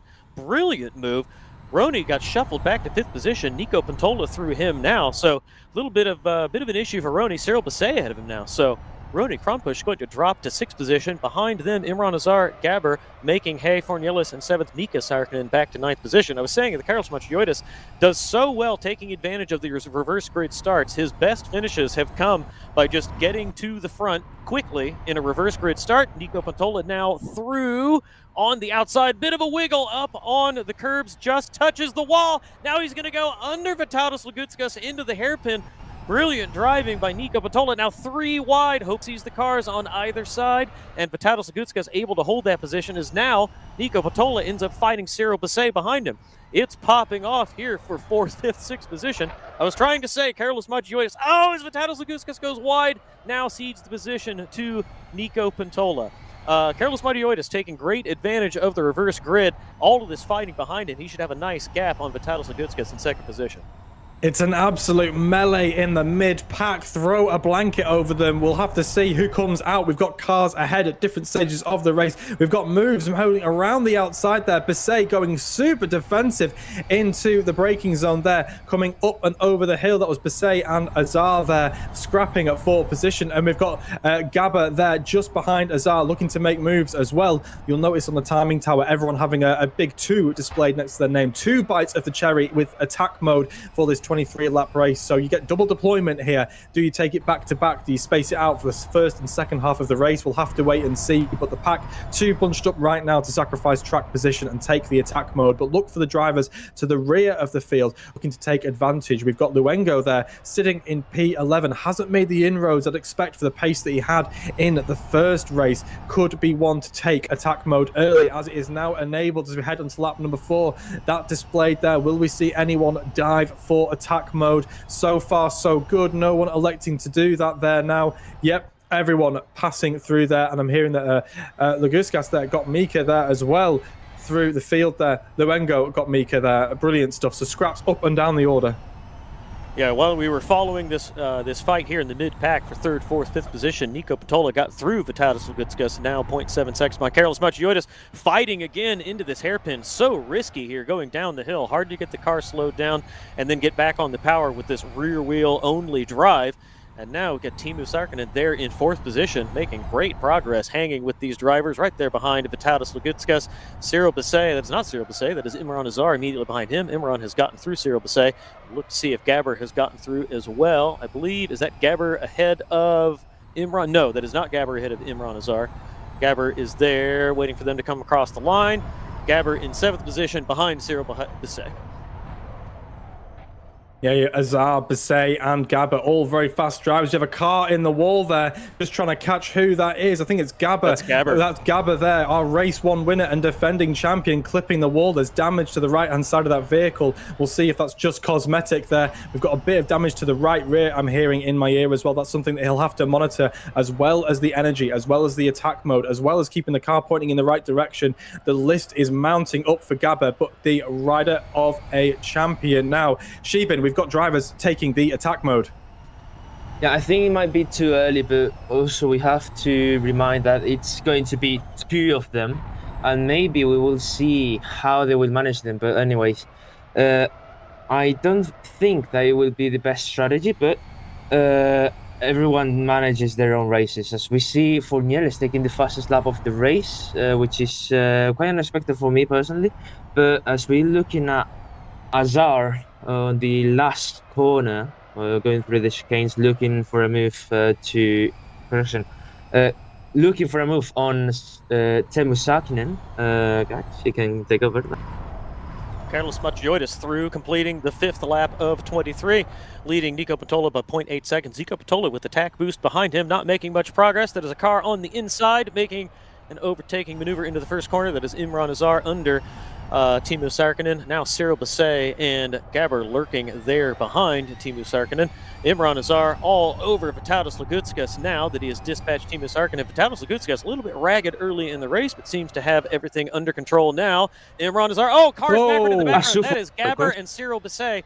Yeah, the 2 of them got together 1 lap ago coming through the first sweeping corner. It looked like Cyril Basset had lost the rear of the car, and Gabber just clipped him. Now the 2 of them together with a proper collision coming into the middle of the circuit. I don't believe those 2 will be very happy with each other. Gabber through, Ronnie Krompusch behind him now. Cyril Basset falling down the order. Car's getting a little bit strung out now. Gabber will be thrilled to have mirrors full of Ronnie Krompusch, though Ronnie Krompusch mistake on the exit. A little bit of breathing room for Gabber. Getting exciting in the middle of the race, boys. Yeah, we've got action occurring here as drivers jockey for position in the early stages of this race. Again, a couple drivers electing to take their attack mode. Nico Pantoli, a 2nd place man, looking to make inroads into current leader Motiotis there as well. Fastest lap for Azar as well there. And Teemu Sarkkinen with attack mode as well in 5th place. The number 69 car there looking to take advantage with cars number 1, that's Gabber, and number 22 of Fornielis under investigation. We'll have to wait and see what the stewards make of that. Will anyone dive here for the attack mode here? We'll have to wait and see. No one else opting to take it, but keep an eye on the likes of Nico Pantola and Teemu Sarkkinen. They are your drivers on the move with attack mode. And we've got Basset making more mistakes in the background there. Just hearing he's just slightly outbraked himself. The race is coming undone for the start of race number 1. Yeah, undone for race number 1, and now he has Ronnie Krompusch all over him. Now under him on the way through the sweeping corners here as they approach the downhill hairpin. Imran Azar on Vitalis Agutskas. Imran Azar looks to have this position handily. He'll be on the inside for the final sweeping corner before they approach the chicane. Vitalis Agutskas not giving up on him. Ooh, very tight on the way through this last corner. He'll have to give some ground into the chicane. He does. Very good driving by Vitalis Agutskas and Imran Azar. Close, tight, but fair. And now Vitalis Agutskas going backward as Teemu Sarkkinen retakes that position up into 4th place. Vitalis Agutskas demoted to 5th with Gabber well off in the background. Looks to be 2 seconds behind. Vitalis Agutskas takes a look, nearly turns Teemu Sarkkinen backward there, but through safely. Thinks better of trying to complete that move as we look at Luengo now, ahead of Mika Sarkkinen, and on the right side of the circuit for attack boost. Does he pick it up? He had a mistake doing that in the first race. He does. 4 minutes remaining on attack boost for Gerard Fornielis. As well as Fornielis taking the attack mode there. Bisset is looking to get his race back on track as well, electing to take his first of 2 attack modes there. 4 minutes on the clock for him as it just lapses for our last place man, Steve Martin there as well, who has gone from the front to the back, and it's going side to side as well for him as he tries to race for recovery. But at the rear of the pack, we have some very fast drivers like Bisset looking to make amends for races that have gone awry in the opening 8 laps as we ride on board with the man in question, Bisset, with the glowing rear green lights of Ronnie Krompusch. But you can see the 49 kilowatt difference in power between the 2 vehicles as Cyril Bisset heavy under brakes into the last zone there, nearly running into the back of Mika Sarkkinen, the number 13 man. But again, over the start finish straight, not only will he have the overspeed, he'll also have the draft. Will he elect to make a move here? A little bit narrow, it's a bit of a pinch point, but he will get the opportunity to make a dive here into turn 2. Heavy under brakes, lick the stamp and send it, take a bow. Bisset, that's another place gained, utilizing the attack mode to the best advantage that he can.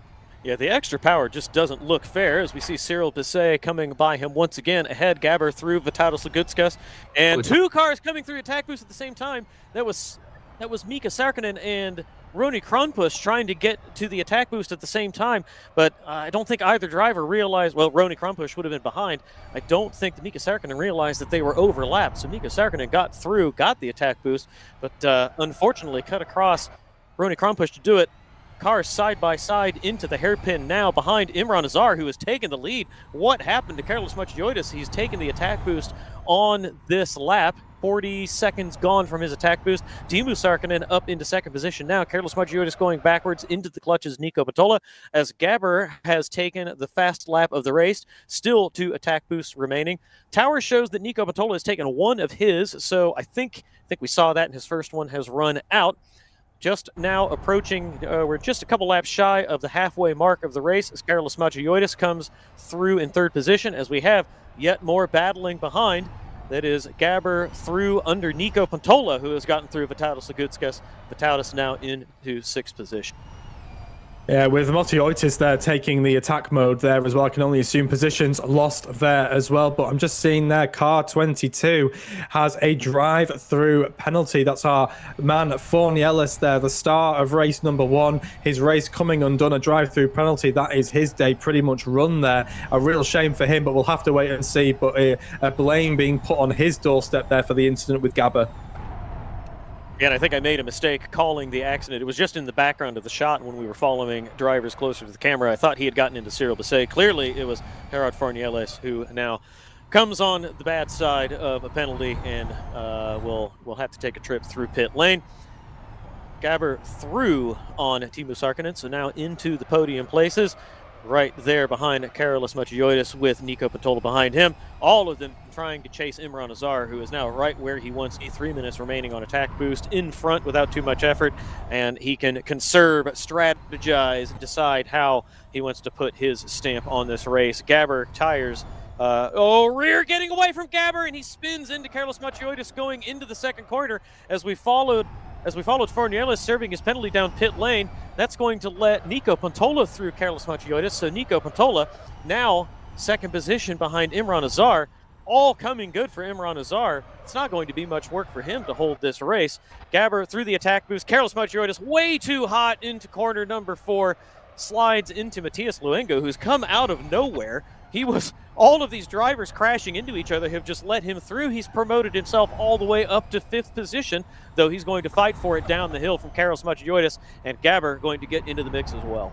The wheels have come off the wagon of Matioitis' race here. Our former leader has fallen way back. Incidents are plenty for him, and it's double pain for him as well, because all of these incidents have happened in the middle of his attack zone. So he is losing precious time here as well. He's not being able to take advantage of that attack sequence there, going defensive and sweeping around the outside of Luengo there as well, who is piling on the pressure there. But yeah, Matioitis needs to cool down a little bit, try and find that rhythm and work his way back up the order. 30 seconds remaining on his first of 2 attack modes. Matioitis finds himself in 4th position, down a couple of positions, but he is under attack and under siege from the likes of Luengo and Gabber. Will a move be made into turn number 2? No, but Gabber sweeping round the outside. Lovely stuff there from the reigning champion. Gabber showing why he is the man with number 1 on his car. Great move from him there, sweeping around the outside of Luengo, and he now looks to make inroads into the number 34 of Matioitis, who is just about to lapse now with his attack mode, which is going to leave him vulnerable to the remaining 2 minutes and 30 seconds that Gabber has to play with. Yeah, uncommonly scruffy from Gabber. We're used to seeing him run so cleanly and so quickly. Having a bit of the time with these drivers ahead of him, looking to get through Carlos Matioitis and get on with his race. He'll try to put the car on the outside into the hairpin, do the over-under as they come up the hill. Carlos Matioitis chooses to keep the car tight. That'll give Gabber a run up the hill, not able to get the power down better than Carlos Matioitis does, but he's going to dive to the inside. Here we go, using the attack boost. 2 minutes remaining under Carlos Matioitis, and I would expect to see him away off into the distance. Halfway mark now. Xibin, will you run through the order for us? Yeah, so first position we've got Azar with the car number 15. Second, we've got Teemu Saarinen in the second position. Then we've got Nico Buntola following up to Saarinen. Then we've got Gabor doing a really decent recovery after these 2 incidents. Then we've got Motiejuitsis, okay, on P5. P6, Luengo. P7, Lagukas. P8, Mika Saarinen, the brother right here. 9th, P9, we've got Fonieles. P10th, Ronnie Krampusch.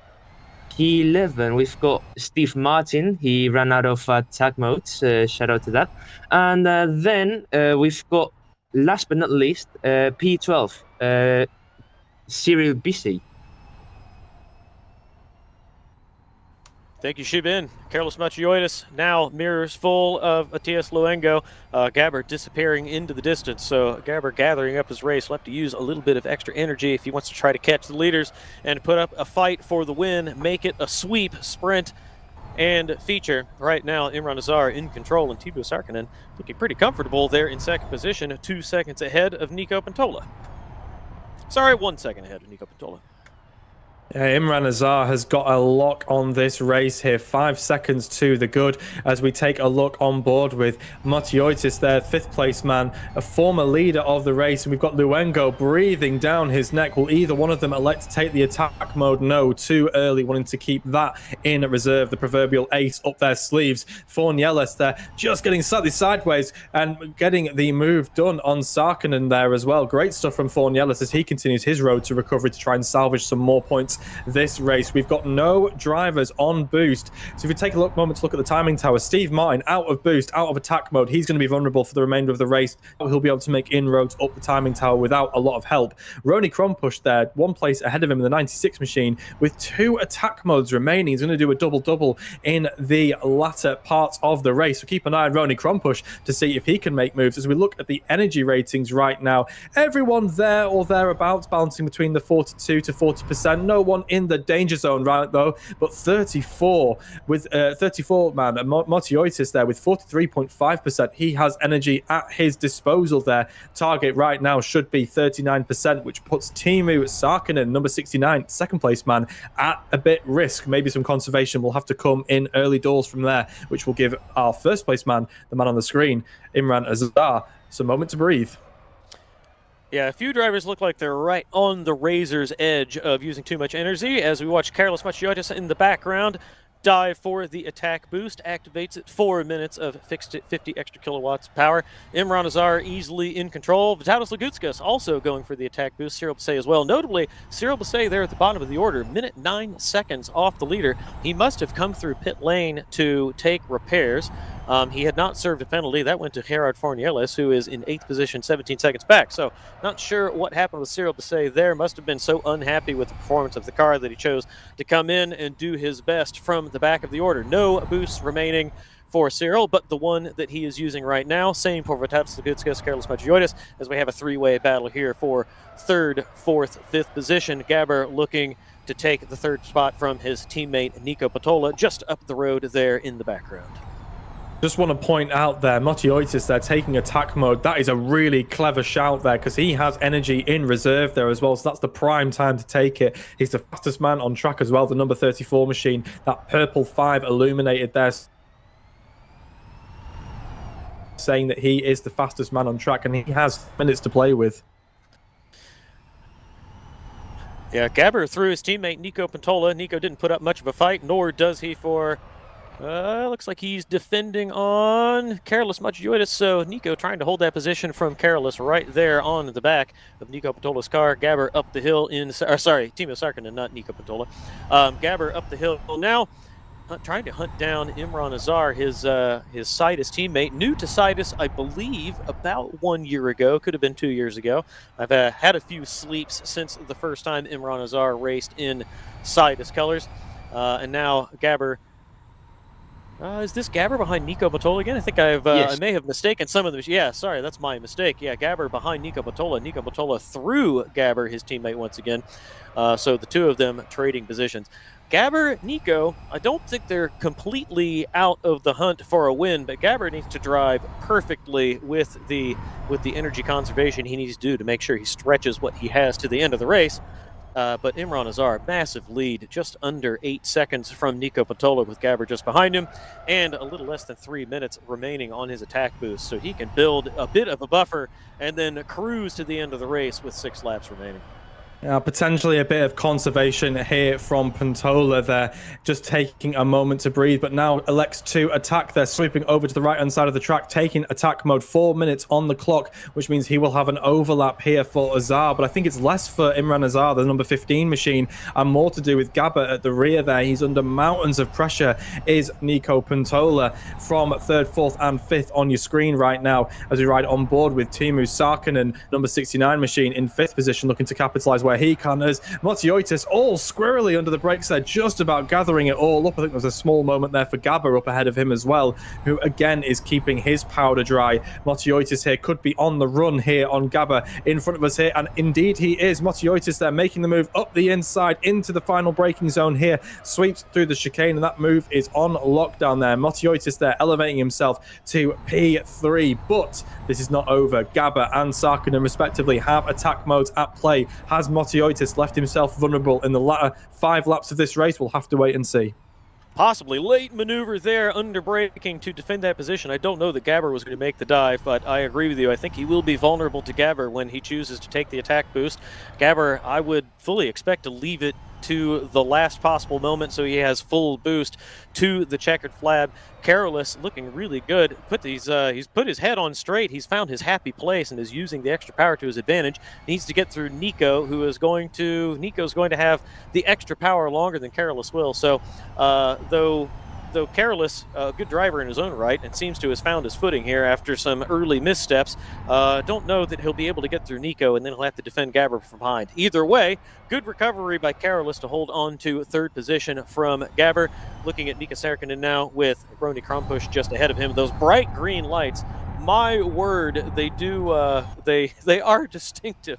They look like real bright LED lights on these cameras. The new lighting model, the new graphics in Live for Speed, putting on a brilliant display with E-Challenge cars under the lights at South City here. Looking up at the timing tower while looking at Timo Sarkinen come across the line at the back of this battle for 3rd. Imran Azar has extended his lead to 9 seconds, fully in control of this race as Gabber is looking under Carlos Magiotis. Carolus, the rear of the car, nearly getting away from him. Gabber giving Carolus fits, really wants 3rd position back. Yeah, we've got the lean green electric machine of Kronpush there, taking his two attack modes in the latter half of the race. He's going to be an exceptionally quick driver, going back to back in the remaining 8 laps, timed it to perfection. He'll take attack mode again, will Roney here, so expect him to move up quite drastically there. Gabba taking the final boost there that he has allowed there. 4 minutes on the clock for him, as Motiotis here is going defensive in the Yes Motorsports machine. You've got him there on the rear view camera that we ride on board with Motiotis there, heavy under brakes now. Gabba looking to close that gap as much as he can. Expect Gabba and Sarkkinen to elevate themselves up potentially into these podium positions as they elect to leave their attack modes as late as possible. Slightly bizarre from Teemu Sarkkinen not to take the attack mode. He might actually have some attack mode in reserve when it comes to crossing the line, depending on how this race runs here. But 4 seconds remaining. Look how beautiful this city looks under lights. This is like nothing I've ever seen before. It's brilliant stuff here. Formula E challenge here, and under brakes there. Gabba having a look, but nothing doing there. He has the power in reserve. Motiotis going extremely defensive to the apex now. Will Gabba elect to make a move into turn 3? No, not quite yet, but gets a really nice run there. But Motiotis seems to have this defended. Will we see a late lunge from Gabba? No, not electing to lick the stamp, keeping the powder dry. But Motiotis slightly squirrely out of there. Nothing for Gabba, but he is lurking, putting the pressure on, dialing up the heat. And will Motiotis crack? We'll have to wait and see, Travis. Gabber just on the ragged edge of adhesion, putting the power down, just on the edge of wheel spin, trying to get right behind Carlos Motiotis or past him. Brilliant defense from Carlos, very tight to the barrier, early entry, so Gabber can't even look down the inside coming into the hairpin, and Carlos bit of a gap on the way up the hill through the center of town. Brilliant directing decisions from Pete in the background. Love having the rear view from Carlos's car while we have the onboard. You can see Gabber just lurking in the mirrors while we have the clear shot of him right behind that rear wing. Gabber through the final corner, through that chicane. Carlos with a bit of a gap, but Gabber all of this extra power. Carlos doing an amazing defense of Gabber. Defense of this position from Gabber coming into the first corner. Gabber has all this extra power, chooses to make a dive. Gabber now down to the inside, slides the car, rear getting away, somehow manages to prevent from sliding the rear of the car across the front of Carlos, and he's through. Brilliant move by Gabber to get the car stopped. Opposite lock, 4-wheel drift with 50 extra kilowatts of power. And now I worry that Carlos is going to be powerless to do anything to reclaim this position unless Gabber makes a grave error. Gabber now off in pursuit of his teammate Nico Pantola, as we look at Fornielis in the background lurking on Teemu Sarkkinen in the danger zone with 9% energy remaining, just now running out of his last attack boost. Everyone else looking like they'll be good on energy. Steven Martin certainly the best. Imran Azar, Nico Patola, Gabber, Carolus all good.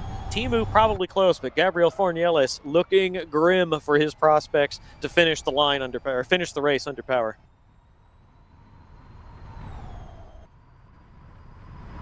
So we are now 2 laps to go. So we're looking at Azar on first place. And honestly, we will have to see if Gabor is going to make a move on Nico Pantola. As we are looking now at Nico Pantola to make on the first corner. Big slide and big dive from Gabor right now.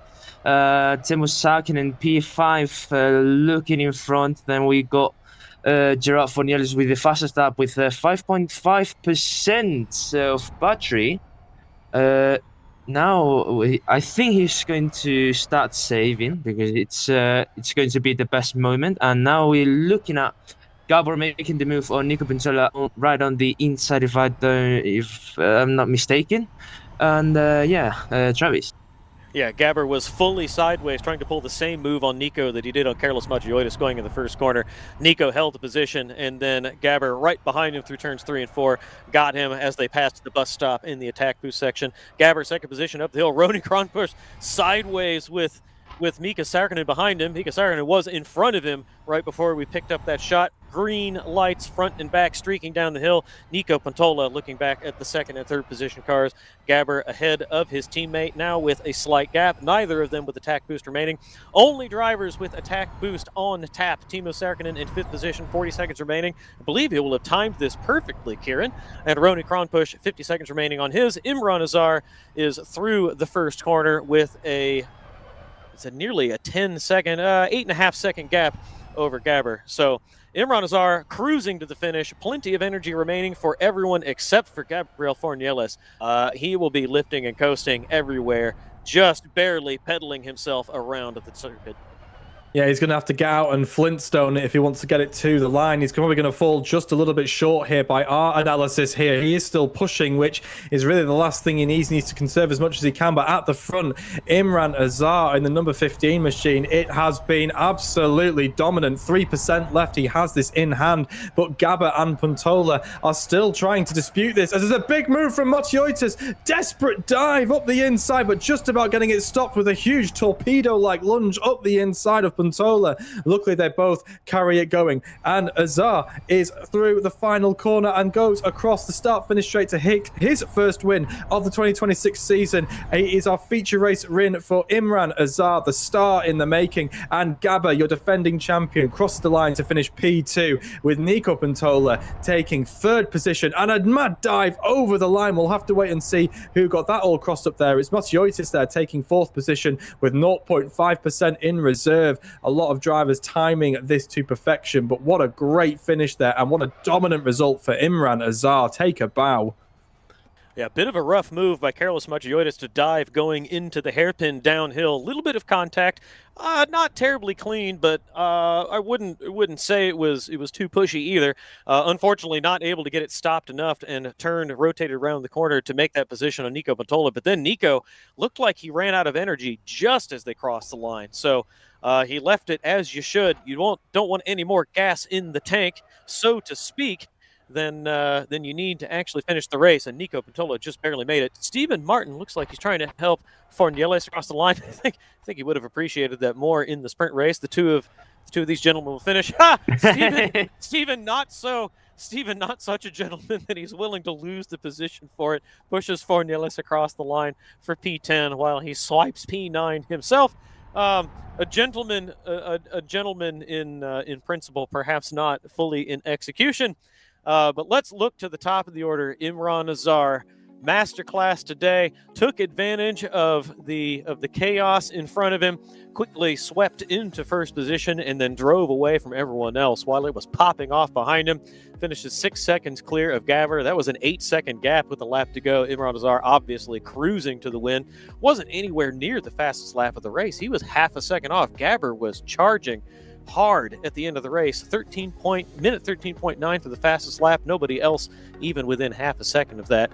Imran Azar, class of the field today. Gabber, his teammate, in second. Nico Puntola in third. That is a side of sweep for the top three positions. Carlos Motiotis finishes fourth. Gathered it up after a rough start to that race. Finishes ahead of Timo Sarkkinen in fifth, with Matthias Luengo in sixth, Ronnie Kronpers in seventh, Mika Sarkkinen in eighth, Stephen Martin in ninth, giving us a little bit of entertainment, helping Gerard Fornieles across the line to finish 10th. Cyril Bisset, a day to forget for him, the Frenchman finishing in 11th position ahead of Vitalis Lagutskas, who looked good early, but only able to manage 12th position. DNF, 65% of the race completed. He threw in the towel with 8 laps remaining.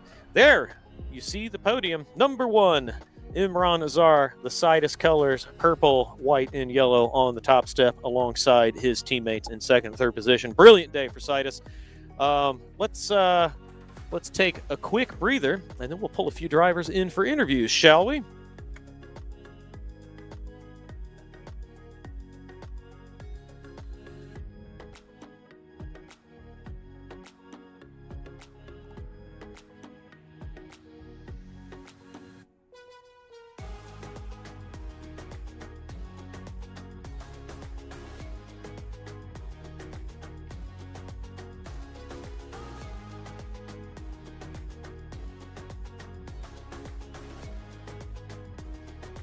That's a quick breather for us. One driver in the commentary box waiting room. That is Carlos Motiotis. Sobis, we always love talking to him. He's a great chat and a good driver too. Carlos, your sprint race could have gone a little bit better. Your feature race looked really good, a bit scruffy in the middle, but you made a nice recovery to fourth position. That was thrilling for us. How was it for you?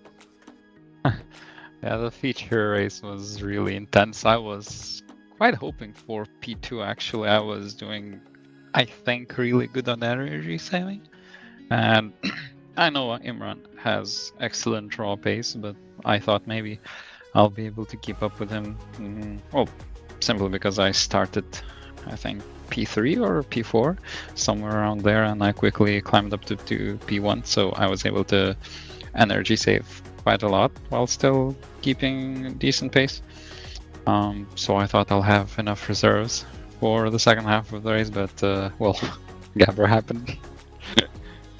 Yeah, I noted repeatedly apologizing in the chat in TeamSpeak. Yeah, that looked a bit exciting. I noted early on in the race that your past performances, your really good performances in each challenge, you've taken good advantage of track position at the start of the feature race from reverse grid, and then you get to the lead and you go really well.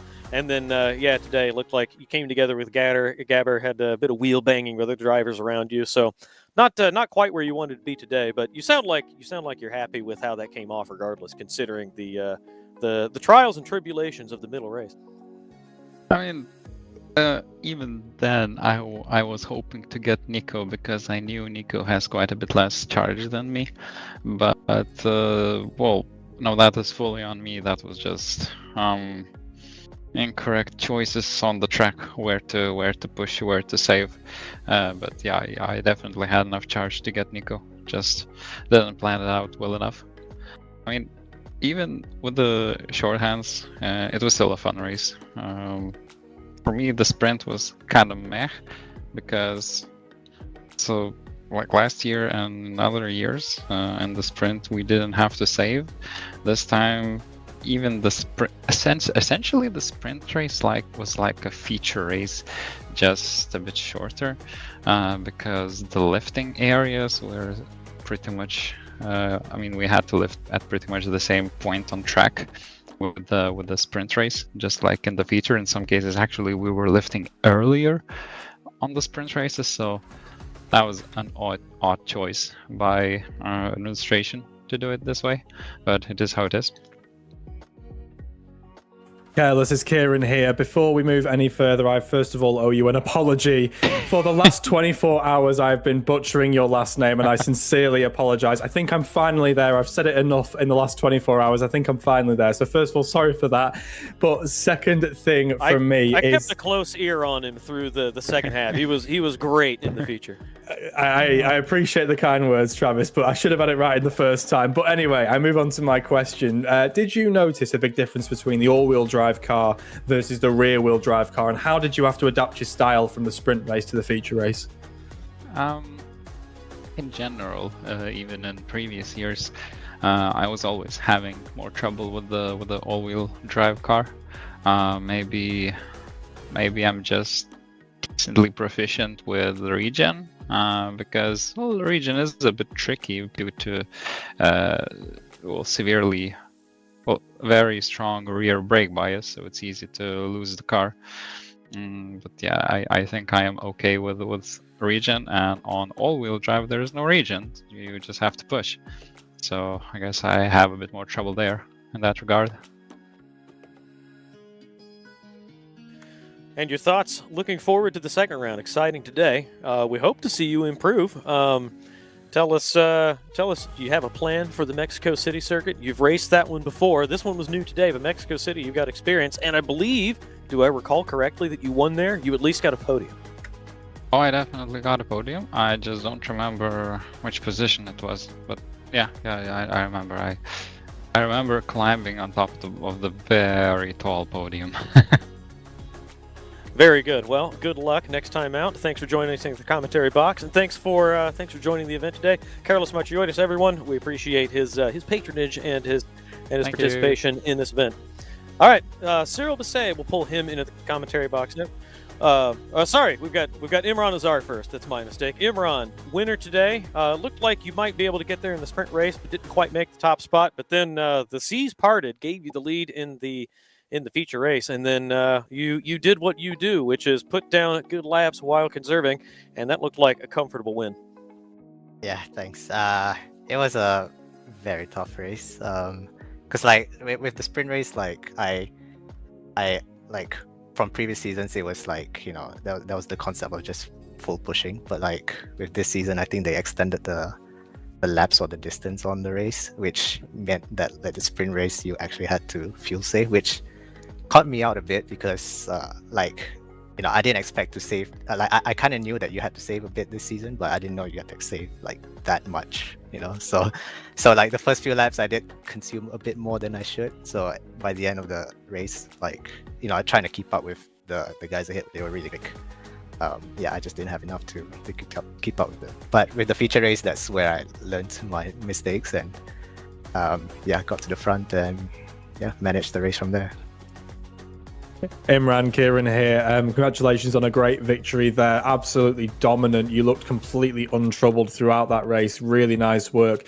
Obviously, you competed in last night's event where you were the pole man in the prototype category for the endurance series. And I'm just wondering, how do you go about managing the prep of two completely different styles of racing? You've kind of got sports cars, obviously ICU based versus electric single seater. How do you balance the prep?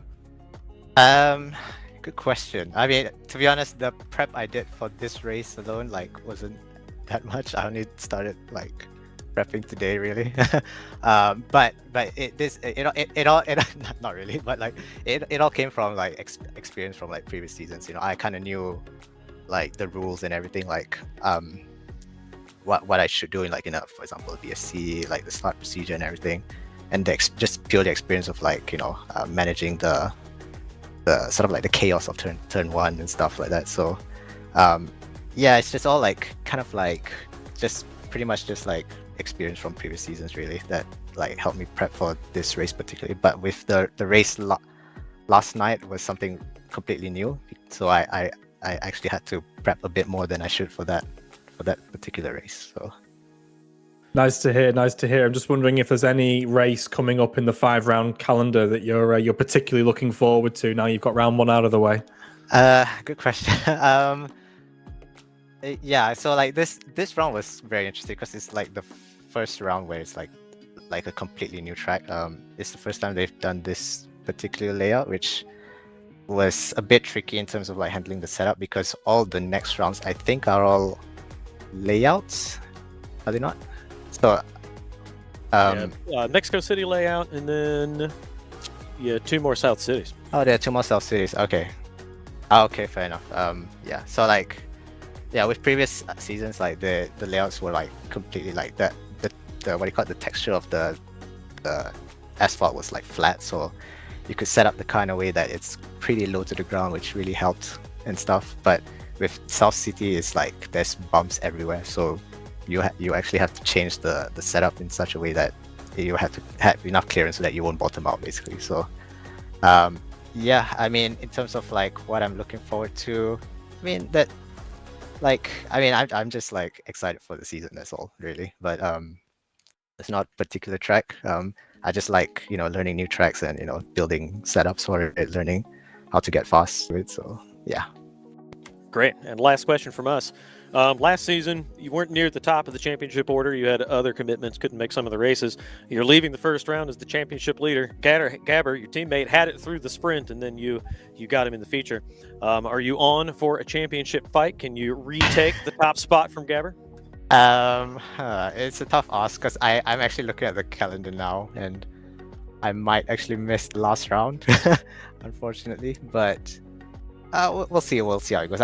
Personally, I'm here to kind of have fun and just have some good racing. And I think if there's someone else who's really quick, I think they'll probably deserve getting the championship as well. So great. Well, if not you, then our money is on Gabber, but we got plenty of talent in this series. So thank you for racing today. Congratulations on your win. Thank you for joining us in the commentary box, and we will talk to you next time around.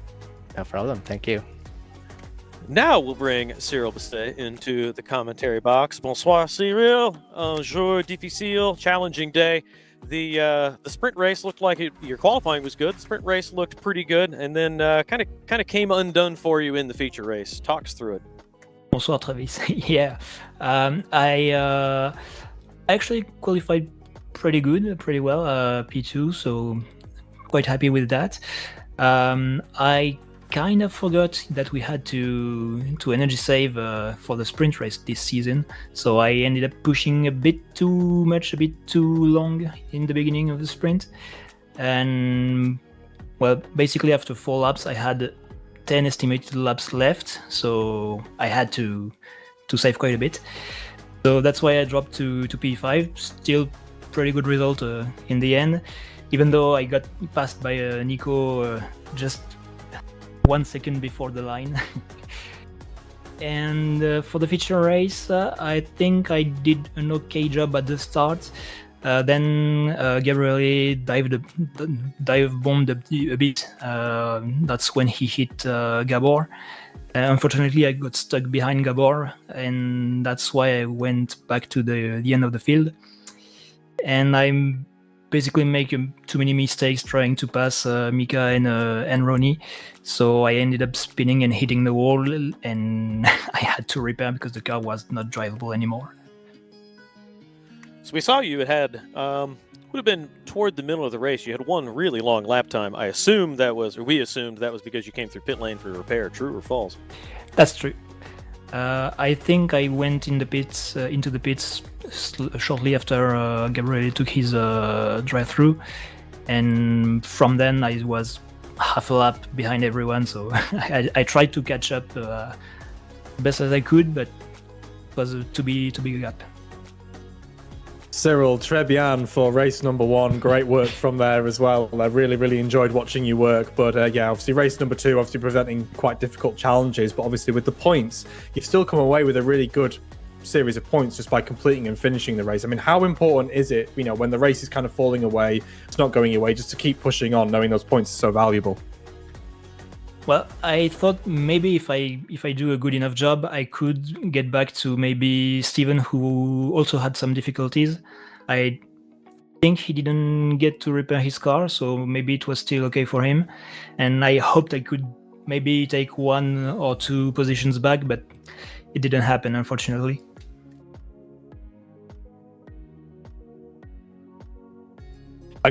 And going forward into the next round, then, is it going to be a case of lessons learned? What are you going to take away from the first round here? Well, first I'm going to practice sprint race while saving energy, because I certainly didn't this time.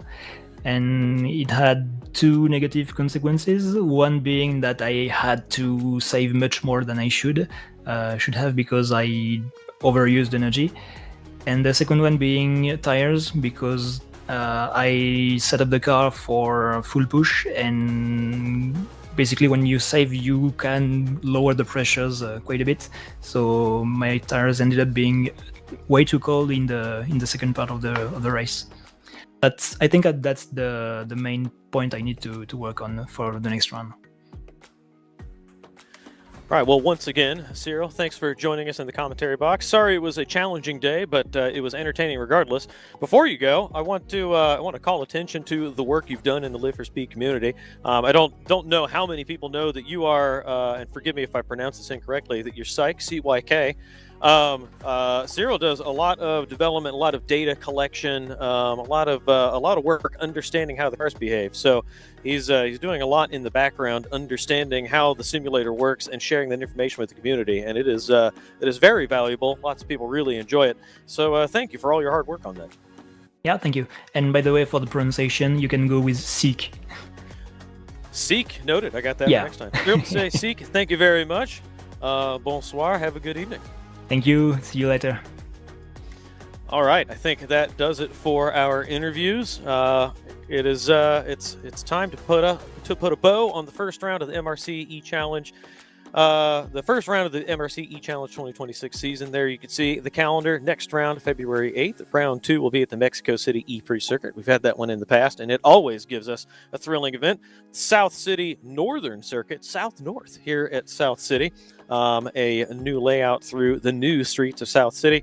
Then we'll have the Brooklyn Cruise Terminal Circuit and the Norris Ring. Norris Ring comes to E Challenge on March 22nd. Gentlemen, your final thoughts on the first round today?